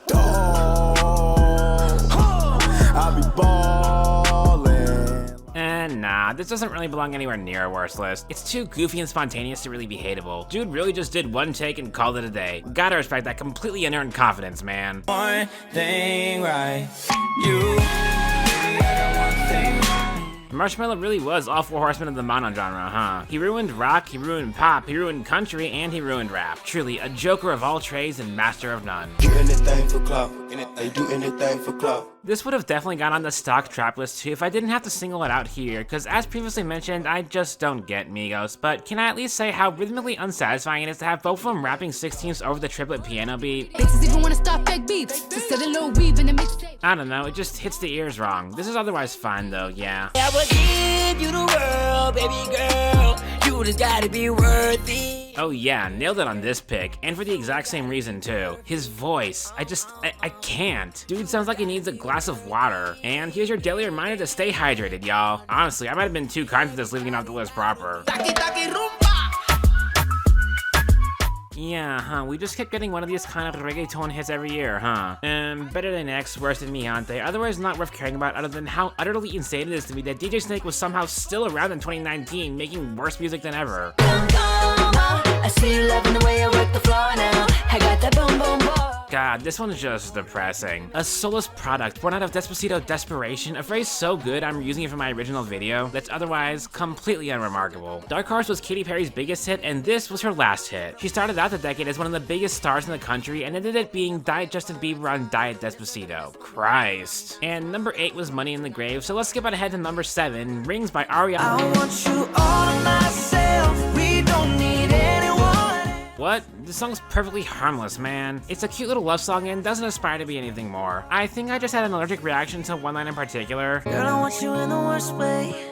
Which skews me out even more coming from a guy than from a girl, for reasons I'm still not quite able to place, but will definitely become relevant by the end of this video, I'd imagine. Don't worry about it. Whoever said money can solve your problems must not have had enough money to solve them. Oh yeah, putting this at number 6 instead of number 7 to be as intentionally unsatisfying as possible was a brilliant move past me, comedy gold. Anyways, in hindsight, yeah, the hate for this one was way overblown. Like, Ari's a rich, out-of-touch celebrity? How shocking. The sky is blue, NFTs are dead, rich people are out of touch with society, it's just one of the fundamental truths of the world. Nah, the real problem with this song is that it just sounds bad. I want it, I got it, I want it, I got it. The beat is lumpy and seasick, the melody doesn't match it at all, and by God, Ari's trying her hardest, but she is just not a rapper, and it shows. The only song about having 7 rings I'll ever acknowledge is this one. Nah, I'm kidding. This song sucks too. Anyways. Back home smoking legal. I got more slaps than the Beatles. Oh, yeah, I know now why I didn't like this one. It sounds too much like I'm upset. Be my guest.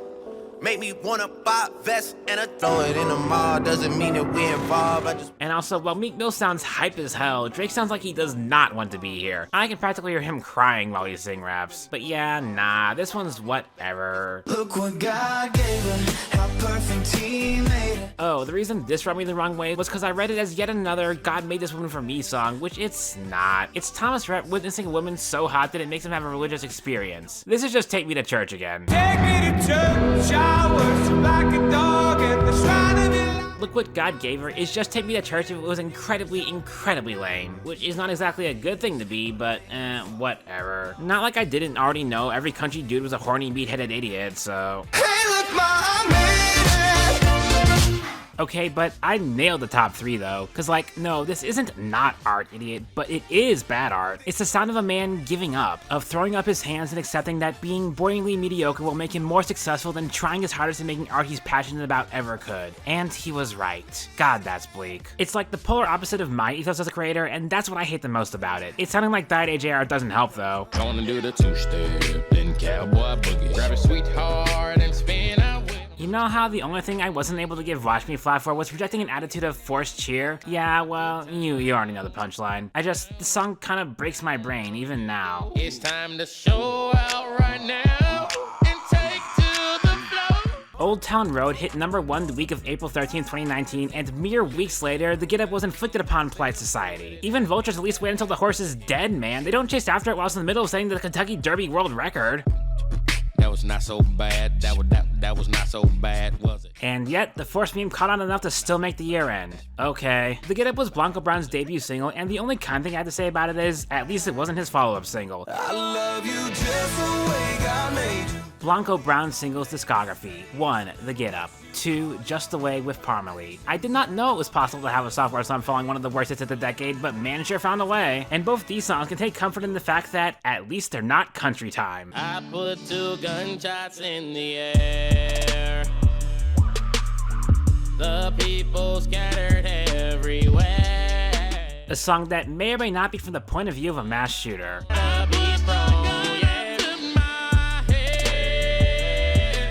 That went on to inspire a Netflix original series. Who even is Blanco Brown, and where did he go? The world may never know. And finally, the song I previously called the worst hit of 2019. It's only you, and you know that it's real. I mean, for one, the song just sounds awful. Cod reggae paired with cheap horns and a xylophone for some reason, with the Joe Bros shrill whine sliding all over it as gracefully as a dehydrated slug. I don't want this night to end. And this song, much like the entire Jonas Brothers reunion really, feels like it exists less because the band wanted to make music and more because they wanted to make money. And cashing in on nostalgia for 10 years ago was a quick and easy way to do it. Dance in my living room, slave to the way you move hurts when I'm leaving you. And like, I know the song's about dancing, but these lyrics are, how do I put this? And now, for a rousing game of Whose Lyric Is It Anyways? Today's songs are Only Human by the Jonas Brothers and Blurred Lines by Robin Thicke. Get ready, folks, this one's gonna be a lightning round. Line 1. Why would you fight or try to deny the way that you feel? Why would you fight and try to deny the way that you feel? Next lyric. Oh, babe, you can't fool me. Oh, baby, you can't fool me. Number 3. Your body's got other plans. Your body's got other plans. And finally, our last line of the night. Stop pretending you're shy. Stop pretending you're shy. That's right, folks. All these classic lines are from the chorus of Only Human by the Jonas Brothers, and not the magnum opus of perverted possessiveness known as Blurred Lines. Thanks for playing, and we'll see you all again next week for another episode of Whose Lyric Is It Anyways? So yeah, I think that's about all I need to say there, right? The song's only real saving grace is being too goddamn lame to be even half as creepy as Blurred Lines, but it sucked in 2019, it sucked in 2020, and it still sucks just as hard as ever in 2023. And I'm gonna ask the Joe Bros to stay on stage for a bit longer, because we're going straight into the songs I missed on my old list, starting with, you know. I'm a sucker for all the subliminal things no one knows about you. In 2019, I put this on my best list as an honorable mention. In 2023, I'm putting it on my worst list instead. I feel like that, more than anything else, speaks to how much I've improved as a music reviewer in the 4 years since. Sucker, more like suck. Ha, got him! Had to have high hopes for it. Oh, and working my way backwards up the list of artists on my old worst list, yeah, High Hope certainly isn't the high point of Brandon Urie of Panic! At the Disco's career, huh? Not only does it just sound awful, seriously, I had to check if I was just listening to a low quality re-upload of it, but no, it really does just sound like that. But it also gains the subtext of being the song Hey Look Ma, I Made It was celebrating, which is how you know that song is self-flagellation. What happened to you, man? Wake up with your girlfriend. Yeah, 'cause I'm bored. This song's title is the only thing remotely provocative or, well, interesting about it, and without it, it'd probably just be a forgotten album deep cut. The I'm bored part of the name is at least honest, though.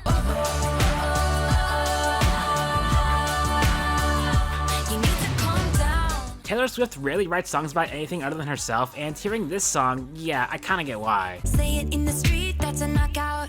But you say it in a tweet, that's a cop-out. Sunshine on the street at the parade. But you would rather be in the dark age. Well, if nothing else, at least the song helps us answer the question, what do Chris Brown, Meghan Trainor, Kodak Black, Logic, and Taylor Swift all have in common? Drink till I'm drunk, smoke till I'm high, castle on the hill, wake up in the sky. 2019 saw post 24 Karat Magic Bruno Mars floundering about trying to find what new brand of effortless cool to co-opt, and the one he settled on for this song is not a kind of effortless cool he can wear. It just makes him sound effortless, as in, like, he's not even trying to sound good. Oh, and Gucci Mane and Kodak Black are there too.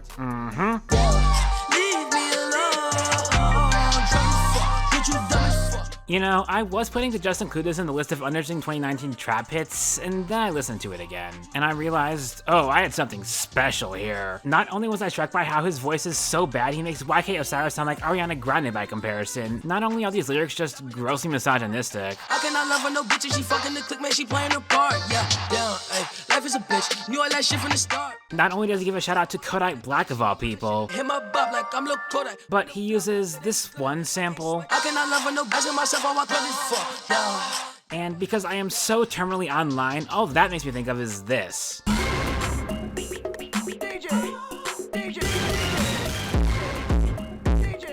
How have I managed to reference Distant Cry twice in this video? Anyways, yeah, this blows. Keep it juicy, juicy. I eat that lunch. She keep that booty, booty. She keep that plump, yeah. This technically isn't even a 2010s hit. It didn't make the year until 2020, but it was way more of a hit in 2019 than 2020. Billboard's rules are just dumb, so heck it. And it's come up several times in this video anyway, so I might as well put it here for posterity. Anyways, we've reached it, y'all. The last worst hit of the 2010s. And y'all should know by now that I always save the best for last. So without further ado, let me introduce the funniest hit song of the 2010s. See, when I talk about how Billboard is an absolute joke, it's stuff like this. I have nothing against this song because I am not under 6 years old and thus well outside the target audience for this song. But Billboard has to let it chart because, like, it is a song and it's wildly popular on YouTube, the single most viewed video on the platform nowadays. Let's go. And as a result, Baby Shark has become quite possibly the single most consumed piece of media in human history. You can't not count that, right? Can't not slot it in between Taylor Swift and Drake and Post Malone, right? And thus it becomes the 75th biggest song of 2019. That's so funny. Imagine being song number 101 on the year end, pushed out to make space for a literal children's song. God, thank you, Billboard, for perpetually being completely broken and ultimately pointless. Cause like, yeah, I've been talking about the worst hits of the decade here, but only as far as Billboard is concerned, so like, the whole thing barely even matters, right? I'm sure there are plenty of other wildly popular songs that also sucked, not represented anywhere in this video, but that's not my fault. And also, this video is long enough. Like, Jesus, have you seen that runtime? I accidentally made the final boss of Worthless here, oops. And on that topic, there's actually one more song that I want to talk about. We've talked about songs made by abusers, rapists, and pedophiles, and as such, well, there's nowhere left to tread but the true final boss of crimes. Let's talk about a song made by an actual literal murderer. I wake up in the morning, I got murder on my mind. First of all, I'm already lying to y'all. Murder on My Mind is not actually a song made by a murderer. Deuces is a song made by an abuser about being a woman-hating abusive piece of crap. Tunnel Vision is a song made by a rapist about trying to downplay his crime. Gummo is a song made by a pedophile about how proud he is of being a pedophile. Murder on My Mind is a story song made by a kid playing the role of a murderer who had not yet committed the crime himself. And hell, I'm not qualified to speak on whether or not he actually is a murderer either. The jury's literally still out on that, but whatever happens, it's completely irrelevant when talking about Murder on My Mind. And yes, it sucks that this song only got big out of morbid curiosity. Ooh, a confession by an actual murderer, which it isn't. It sucks that our culture is just like that, but that's not the fault of the song. When I'm all alone in my jail cell, I tend to get in my feelings. What the song is a deeply potent look into the mind of a murderer. The first verse seeing him alone in his cell, locked up with his feelings of regret and loneliness, all of his worst thoughts spilling out of him. Even some flagrant misogyny, which, well, in context I get it, but Mello seems to hold those beliefs unironically, so yeah, that's not great. His body dropped down to the floor and he had teardrops in his eyes. He grabbed me by my hands and said he was afraid to die. And the second verse sees him reliving the trauma of the event in question, a scene played out in his mind over and over, and yet the emotional impact of it, of what he's done, never really fades. It's utterly dripping with pathos, with an overwhelming grief that would be too much for any sane mind to handle. Murder on my mind. And so his mind snaps, like a twig. And he goes on an incoherent rant about how he's proud to be a murderer, actually, because playing into it, playing the role of the villain, letting his conscience die alongside his sanity is the only way for him to cope with the reality that he killed a man and will have to live with that for the rest of his life. What I'm trying to say is, Murder on My Mind is a song I actually like quite a bit. Man. Wake up in the morning, I got murder on my mind. I put it here for no other reason that it almost serves as like the antithesis to a lot of the absolute worst songs that became popular this decade, playing into the ugliest, darkest human emotions in a way that not only does so in a compelling manner, but doesn't reflect badly on the persons buying them in the process. It's certainly not flawless, and not really a song you can listen to guilt-free, knowing that you're part of the problem by doing so, but man, it really is the exception that proves the rule. Oh, and one last thing. As a reminder, I still like Someone You Loved. Just, you know, thought I'd squeeze this in here real quick, because I've been doing one of these per year and all, and I couldn't find a good place to put this one, who even cares? Just one last reminder that y'all should be taking my opinions with a grain of salt, I guess. Anyways, we're ending things here with a bit of an anticlimax because, frankly, 2019's lows are so far and few between that I'd struggle to call more than a handful of them truly awful, and like I said before, I think I nailed the top 3 worst hits of the year in my first go around. Not just the picks, but the order too, which of course means It's only you, man, you know that it's real. congratulations to Only Human by the Jonas Brothers. You are the worst hit song of 2019. And with that, we've given out our last award of the night, so it's time for us to wrap things up. Thank you all, ladies, gentlemen, and everyone in between for coming out tonight, and we hope to see you all again next time, which, as a reminder, will be never. You know, non-annual and all. So good night, y'all. Play me out, boys.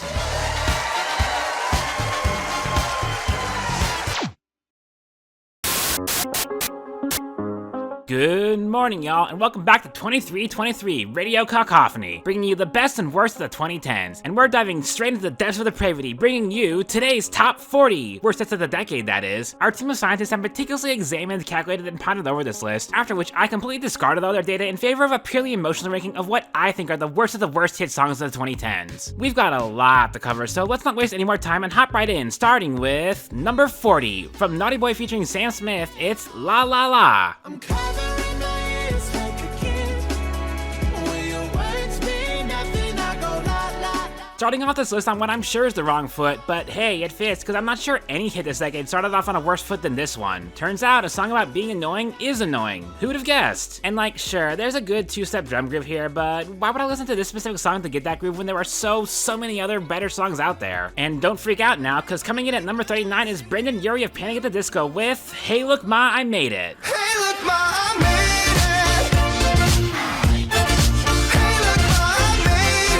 The funny thing is, I get so close to thinking that this at least sounds better than High Hopes, but then the ending happens and that thought goes out the window. This one's way bleaker too, so there's that. And you could argue that this is at least a better sellout song than Thunder, which just barely missed the cut for this list, because at least Brendan Urie sounds like he's trying, but I'd say that putting your all into selling out is way worse than not trying at all. Hold on to your drinks, fellas. We've got Toby Keith coming in at number 38 with Red Solo Cup. Red Solo Cup, I fill you up. Let's have a party. See, I get that the song is a joke, so why am I not laughing? Oh, I know why. Playing the role of a drunk idiot makes you sound like a drunk idiot, and I don't want to be around a drunk dude at any time for any reason, thanks. Oh, and purple's a way cooler color than red. And hang on to your cowboy hats, because the Southern Sluggish ain't stopping here. Next up, at number 37, it's Blake Shelton featuring Pistol Annies and Friends with Boys Round Here.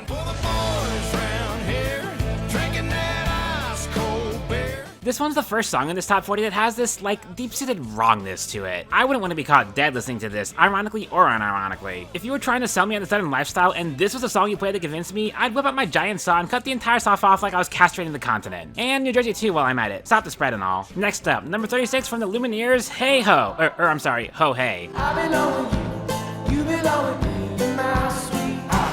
Oh, they knew exactly what they were doing with the You're My Sweet Ho! You don't write this song with these lyrics and not know exactly how that sounds. It has to be intentional. Has to be. Granted, it's far from the worst thing this song says about women, so men were a mistake. And speaking of mistakes, number 35, Jason Aldean with Dirt Road Anthem. Yeah, I'm chilling on a dirt road, laid back swerving like I'm George Hill. Ah yes, the harbinger of doom. Do I mean the song or Aldean? Yeah. Yes. Comparing this to boys around here, I can tell both Shelton and Aldean are trying to co-opt the brand of clothes they absolutely cannot wear, but at least Shelton is like slightly coherent. Sounds like he's having fun even if nobody else is. Jason Aldean is too perpetually miserable to have any fun. Congrats Aldean, you got out-clubbed by Blake Shelton doing the Dougie. And yet, despite everything, still not the lamest country hit of the decade. That honor goes to our number 34, from Blanco Brown, it's The Get Up. Gonna do the two-step, then cowboy boogie. Grab a sweetheart and spin out with. This is literally just Country Watch Me, which is somehow so much worse than that sounds. And like, damn, never thought I'd give Blake Shelton and Jason Aldean credit for at least like writing a song, having a hook at all, but well, Blanco Brown sings like he's got a gun pointed to his head and knows that if he stops dancing, they'll pull the trigger. Dance, puppet, dance. Leaving behind country for a bit, but definitely not as conservative ideals. Number 33 is Meghan Trainor with Dear Future Husband. Dear future husband, here's a few things you need to know. Meghan Trainor seems like the kind of girl who has only ever heard of feminism from Fox News. What, do I need to add to that? Want me to say something like, I don't know, this kind of song is the only thing Tucker Carlson can jack off to? I mean, I could, but why would I? And it's all downhill from here, folks. Number 32, Trey Songz featuring Nicki Minaj with Bottoms Up.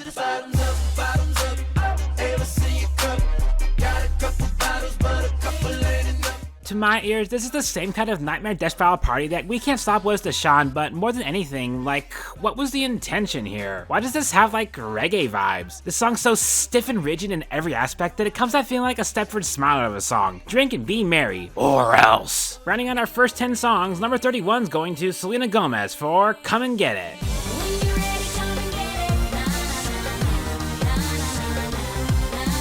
Hey Selena, so we're gonna take your hook for this song and chop it up to make it sound like you're choking. That alright, hun? Yeah, sure, I don't really care.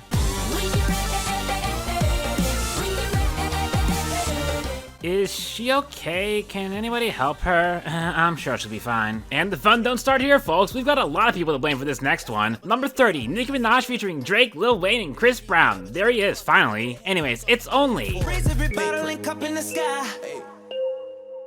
Sparks in the air like the 4th of July. This song's like a buffet of generic, uncomfortable, stupid, horny, and completely friggin' wasted. A full-course meal of suck. Wayne's the biggest problem here though, yeah. Quite possibly the single worst rappers of the decade that isn't, like, offensive in any way. Otherwise, just really boring and tedious. And by God do I wish that was the only problem for our number 29, for the New Boys featuring Ray J, Tie Me Down. She ain't gon' tie me down.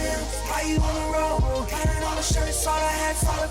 God, these literal children really wanted to get that head start on indulging in the culture of toxic masculinity, huh? Shout out to all the dads who raise their kids right so they don't turn out like this, doing the Lord's work. And to those dads, make sure to keep your daughters away from guys like our number 28, Enrique Iglesias featuring Ludacris and DJ Frankie with Tonight I'm Lovin' You. But tonight I'm fucking you. You wanna know the funniest thing? This song is like the only song I think I've ever seen where the clean version is significantly more popular than the explicit version. For good goddamn reason, too. And the only song I can think of that was more of a misfire for the artist's pre-existing audience than this one is Fifi, so good job, Enrique. You didn't fail quite as hard as 6ix9ine? Still not as embarrassing as our number 27, though. From Black Bear, it's Do Re Mi.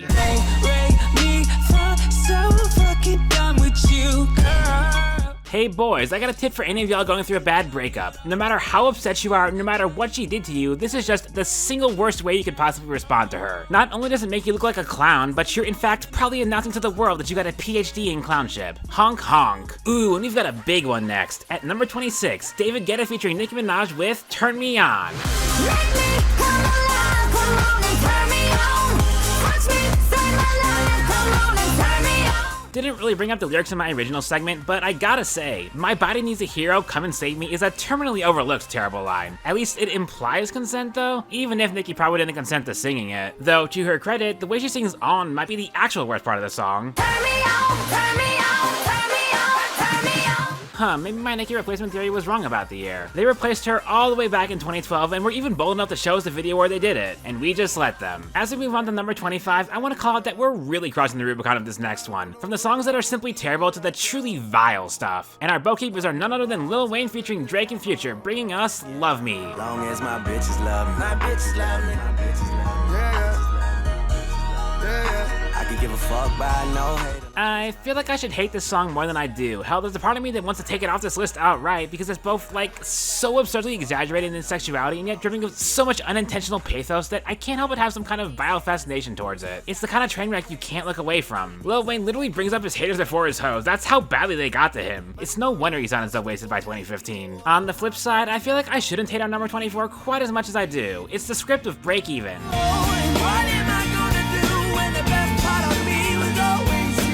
A lot of songs on this list are bad in a lot of different ways. Some of them just sound awful, some of them are uncomfortable to listen to, some of them are morally offensive, some of them are bleak and artless, some of them just outright fail at their intended goals, but Break Even is one of the few songs that's here for, like, sheer tonal dissonance. She's moved on while I'm still grieving. The band genuinely does not seem to understand what kind of song they wrote here and why it sucks so bad. So them playing it this straight with such a chipper tone just makes it so much worse. This is like my personal nemesis. Nobody else has ever been or will ever be as bothered by it as I am, and I'm totally okay with that. It's mine, my pet awful song. You can't have it. Next on our list, it's Sam Hunt with 23. No matter where I go, no matter what I do. Okay, but for real, number 23 is Take Your Time. I don't wanna steal your freedom. I don't wanna change your mind. You ever think about how listing out things you don't want to do makes it sound like you do want to do those things? Cause like, dude, nobody asked? My not interested in having sex with you t-shirt has women asking a lot of questions already answered by my shirt. I didn't actually put the song here as a bit, by the way. I do think the 22 songs left are genuinely worse. And let's get on to that number 22, Chris Brown featuring Lil Wayne and Busta Rhymes with Look At Me Now. Look at me now. Look at me now. Oh. I'm getting paper. Honestly, Busta's Spitfire verse going straight into Chris Brown's whiny chorus is really funny, and him dunking on Chris at the start of his verse is pretty funny too. Hell, Breezy, let me show you how to keep the dice rolling when you're doing that thing over there, homie. Dude might have shown up just to clown on Chris Brown, which I would respect if it wasn't also elevating him, and now I'm upset again. Closing on our bottom half, number 21's going to number 69. It's Gummo. I'm on some rubber nigga shit. Take a nigga bitch, do the dash in the whip, got the cash in the whip. Yeah, I feel like just outside the top 20, dead center on a 40-song worst list is the exact placement that would piss off this walking, talking trollface the most. Though it says something about 2018 that its 6th worst hit song outdid literally every other year's number 5s, number 4s, most of their number 3s, and even a few number 2s. It really is that bad of a year. Oh, Gummo? It's a song that exists, yeah. No further comment necessary. What's worse than a bad guy though? How about a nice guy? Yep, at number 20, it's Shawn Mendes bringing us Treat You Better. 'Cause I know I can treat you better than he can. Alright, fine, I'll do a few more. Bend the coffee can.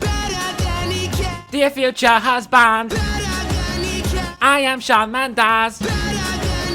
Yeah, sorry, used up all my aim material on the original segment, but like, wasn't that fun? I wish things were gonna stay this fun. Anyways, number 19, it's, oh god, Neo Garcia, Darrell, and you know what, frick it, who cares, it's Te Bote.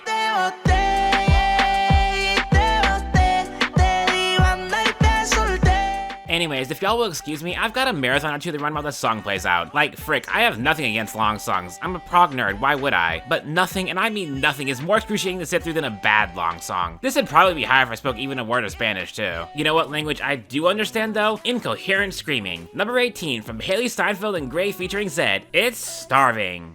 I didn't know that I was starving till I tasted you. I didn't know that I was starving till I tasted food. God, Florida whistling away his orgasm had more dignity than this song. Though I guess it's on brand for a song about giving head to give me a headache. No, God, I didn't ask you to play it again. I need a nap now. Too bad Adam Levine won't let me. Number 17, Maroon 5 featuring Cardi B with Girls Like You. These girls like you roll around with guys like me till sundown when I come through. I need a girl like you, yeah, yeah. Simply listening to this song once exhausted me so much that I completely skimmed over how it's yet another song about Adam Levine having hot sex with a hot woman in an attempt to patch up their relationship. At least One More Night made this sound fun. If your sex sounds like this, it's probably because you both have a rash. Ew. Ooh boy, another big one. Our first number one, y'all. At number 16 from the Jonas Brothers, It's Only Human. It's only human, you know that it's real. So why would you fight or try to deny the way that you feel? Okay, so earlier this year, I threw together a list of songs I'd label anti-crowcore. Let me read it off for y'all. First is Only Human, then we have Human by Rag and Bone Man. I'm only human, after all, don't put the blame on me. Human by Cody Johnson. I'm still learning to be human. Human by the Human League. I'm only human. Human by the Killers. Are we human? Or are we dancers? And finally, Being Human by Bent Knee. You never liked the thought of being human anyway. I think you get the picture. Moving on to even less desirable humans, number 15 is New Boys featuring the Cataracts and Dev with Backseat. Nah, don't be a coward. Play me the real version.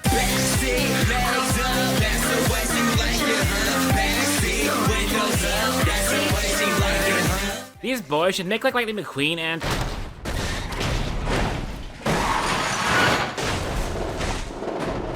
I mean, even if they did, it'd still come out sounding better than this song. Swear, second most consistently unlistenable song of the decade. Our next song's a good solid bronze in that category though. Number 14 from Trey Songz featuring Fabulous, Say Ah. Go girl, it's your birthday, over wide, I know you're Thursday.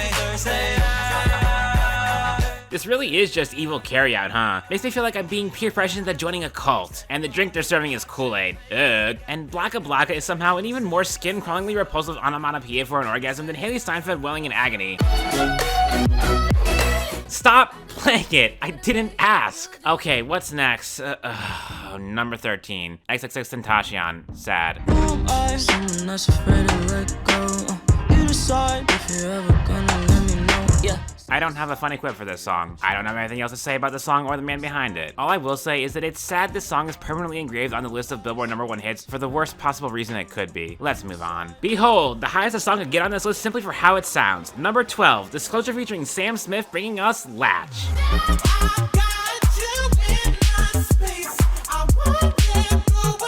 Can I have Starving back, please? I'm so sorry, Haley. I'm to the point with Latch where my body preemptively gives me a lower throbbing migraine before the chorus hits, so it's more of a gradual thing instead of an instant overwhelming pain. So even the rest of the song sounds pretty bad to me now, just that the hook completely overshadows everything else. Thanks, guys. And on the opposite end of the spectrum, just missing the top 10, it's Roof B with Lost Boy. I am a lost boy from Neverland, usually hanging out with Peter Pan.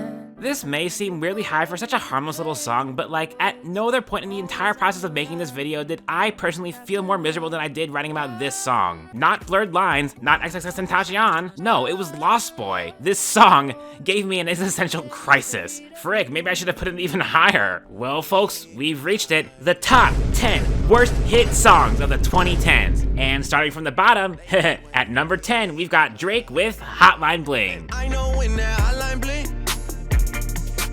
that can only mean one thing. You can tell he wrote this song while literally scrolling through her Instagram like a creepy stalker and immediately went, yep, that's the one, lead single right there. How did this man only become more successful after this song? We really let him get away with this one, huh? Was it the memes? It was probably the memes, yeah. It had to have been. Sigh. Number 9? Number 9? Number 9? He ain't no Beatle though. Kodak Black with Tunnel Vision.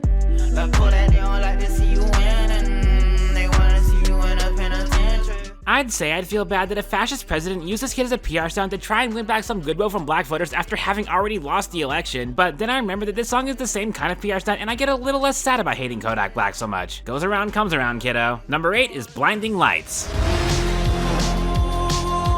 Just kidding, it's Lil Dicky featuring Chris Brown with Freaky Friday. I woke up in Chris Brown's body. Friday, the 8th day of the week. That's 2 Beatles references in the top 10 for those keeping track. Oh, and Ain't nobody judging cause I'm black or my controversial past. I'd ask who let Chris Brown bring up his abusive past on his biggest hit in years, but I suspect the answer is that someone did tell him no, but not only does he not take no for an answer, but he is, as a person, fundamentally incapable of understanding the concept of no, which explains a lot about his relationship with consent. There are 4 Chris Brown songs in the top 8, by the way. Just thought I'd rip off the band-aid now. Number 7, The Sheeran, Ed, Shed Erin. Yep, it's our boy Ed Sheeran with his first and worst hit, The A-Team. They say she's in the class 18, stuck in her daydream. Even if you put aside the fact that this song is about an actual person, like, Sheeran is out here treating the most shocking parts of very real, sensitive issues like they were plot twists in a soap opera. Dude. Oh, and not to go too far down a rabbit hole, but have you heard the original version of this song? Lady, the word rape sums up events that take place every night. Jesus Christ. She put you in her brother's hands only for him to formulate another plan. He's the fucking cause of your appalling state this summer. Fancy that you came to London to get pimped by your uncle. What the hell? And in the moment of rage, he brutally murders his niece and dumps her body in the boot of his Mercs in the street.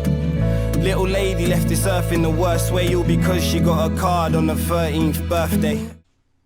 I do not know how to comprehend the fact that the version we got is actually a significant improvement from the original. Even Ed seems to have at some point realized that this is way too unhinged and something that needs to be memory hold. Though the smarter move would have been to just, you know, toss the whole concept outright and just push, I don't know, Lego House instead. People like that one. Anyways, yeah, the A-Team still inexcusable. Number 6, more like number 6'9", featuring Nicki Minaj and Murda Beats, Fifi. Eeny, meeny, money, mo. I catch a hoe right by her toe. If she ain't fucking me and Nicki, kick that hoe right through the door. In 2018, Murda Beats produced the beat to Nice for What, and yet Fifi was the one he was proud enough to put his name on. I mean, that's probably because Drake has too much clout for Murda Beats to be allowed to put his name on any of his songs, but my headcanon's funnier. Oh, yeah, this empty void of a song is the most pointless hit of the decade. Yup, enough said there. Cracking open the top 5 now, at number 5, we've got Chris Brown featuring Tyga and Kevin McCall. It's Deuces.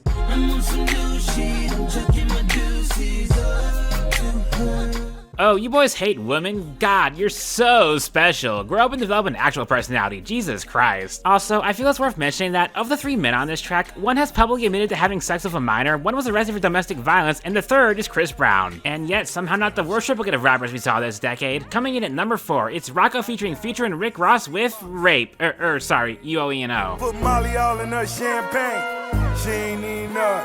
I took her home and I enjoyed that. She ain't even know it. Rick Ross rapped about raping a woman, and it rightfully killed his career. Sorry, I misspoke. It killed Rocco's career. Rick Ross is doing just fine. We live in a country. Well, folks, we made it to the podium. Number 3, hello again, Chris Brown. It's She Ain't You.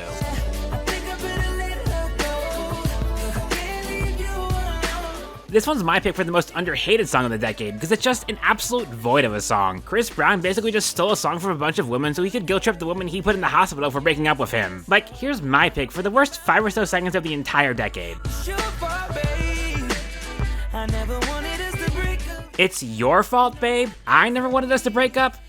He's centering the entire conversation around his own feelings, completely disregarding hers. Oh, boo-hoo, Chris. I'm sure you were so hurt when you, what was it? Quick content warning here for some mildly graphic descriptions of physical abuse. I'm not gonna show the photo, but skip to the timestamp on screen if you need to. 3, 2, 1. When you slammed her head against your car window, Chris, punched her in the face, bit her ear, nearly choked her to death, said you were gonna kill her, man, that must have hurt you so badly, dude. I'd say go to hell, but frankly, I don't want you anywhere near Lil Nas X either, so maybe just stop existing. Entirely? Thanks, bro. And towing right up to the line, then crossing it a half dozen times. Number 2 goes out to Robin Thicke featuring T.I. and Pharrell Williams with Blurred Lines. There has never been a simpler and more concise condemnation of American culture than Blurred Lines not only being a #1 hit for 12 weeks, not only being the 2nd biggest hit of 2013, not only being the 14th biggest hit of the decade, but as of Billboard's latest update, the 57th biggest hit of all time. Just let me liberate you. You don't need no papers. That man is not your maker.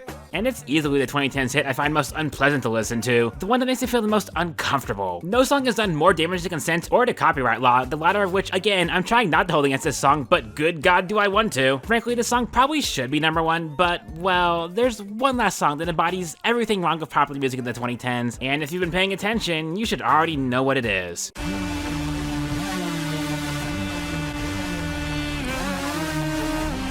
Oh, you didn't think I forgot about this piece of shit, did you? He want that cake, cake, cake, cake, cake, cake, cake, cake, cake, cake, cake, cake, cake, cake. You'd think that at the end of it all, the end of this incredibly long video full of awful songs, that the #1 pick, the song I hold above all others as the absolute worst one, would be the song I hold the most vitriol towards, the song that makes me the angriest, the song I find most morally offensive, the song I find hardest to listen to, the song I hate the most. But nah, man, I fucking love that this song exists. Ooh, it's not even her birthday, but I wanna lick the icing out.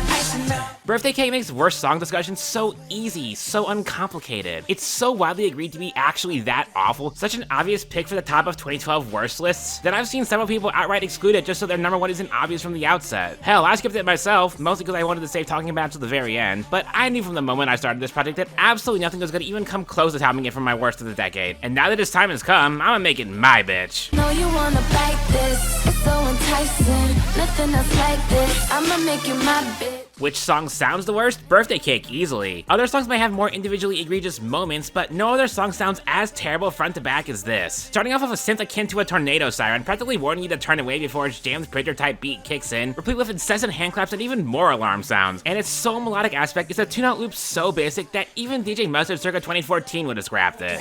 Cake, cake, cake, cake, cake, cake, cake, cake, cake, cake, cake, cake.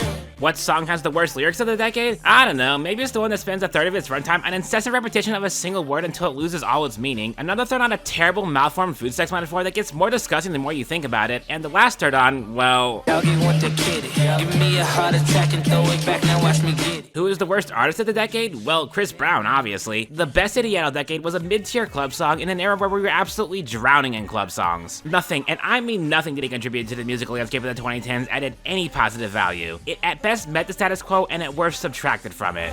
Give it to her in the worst way. Can't wait to blow candles out. Who is the worst person of the decade? Chris Brown again. I've mostly ragged on his most well-known offense, but he has had an uninterrupted streak of violent and abusive behavior from the moment of that incident all the way up until the present day. And unlike virtually every other abuser who saw success in the 2010s, he's a problem we're still dealing with because the industry has done its damnedest to elevate him as an artist and enable his behavior as a person. Remember how you did it, remember how you did it, if you still wanna kiss it, come and get it. What song sent the worst message this decade? Putting a violent abuser on a song with a woman he violently abused sends so many bad, actively harmful messages that we'd be here all day if I tried to break them all down. And I ain't exactly an expert on abuse either, so just go listen to the professionals instead. Girl, I wanna fuck you right now. Been a long time, I've been missing your body. But like with Tunnel Vision, the song exists more as a PR stunt than an actual song. Oh, Rihanna forgave Chris Brown, so you should too. Bite me, assholes. And I don't just mean Chris Brown, who I'm sure would jump at the chance to literally do so, but the industry at large that continues to support him to this day. I know you want it in the worst way. Can't wait to blow my candles out. He want that. Speaking of industry bullshit, Rihanna is the most mismanaged artist of the decade. Like, it feels like the industry really wanted Rihanna's story to revolve around not herself, but the guy who beat her. And frankly, I'm kinda upset that I've played so much into the angle in this video too, but like, the way she's been treated all but forces me to, you know? And it's not even my birthday.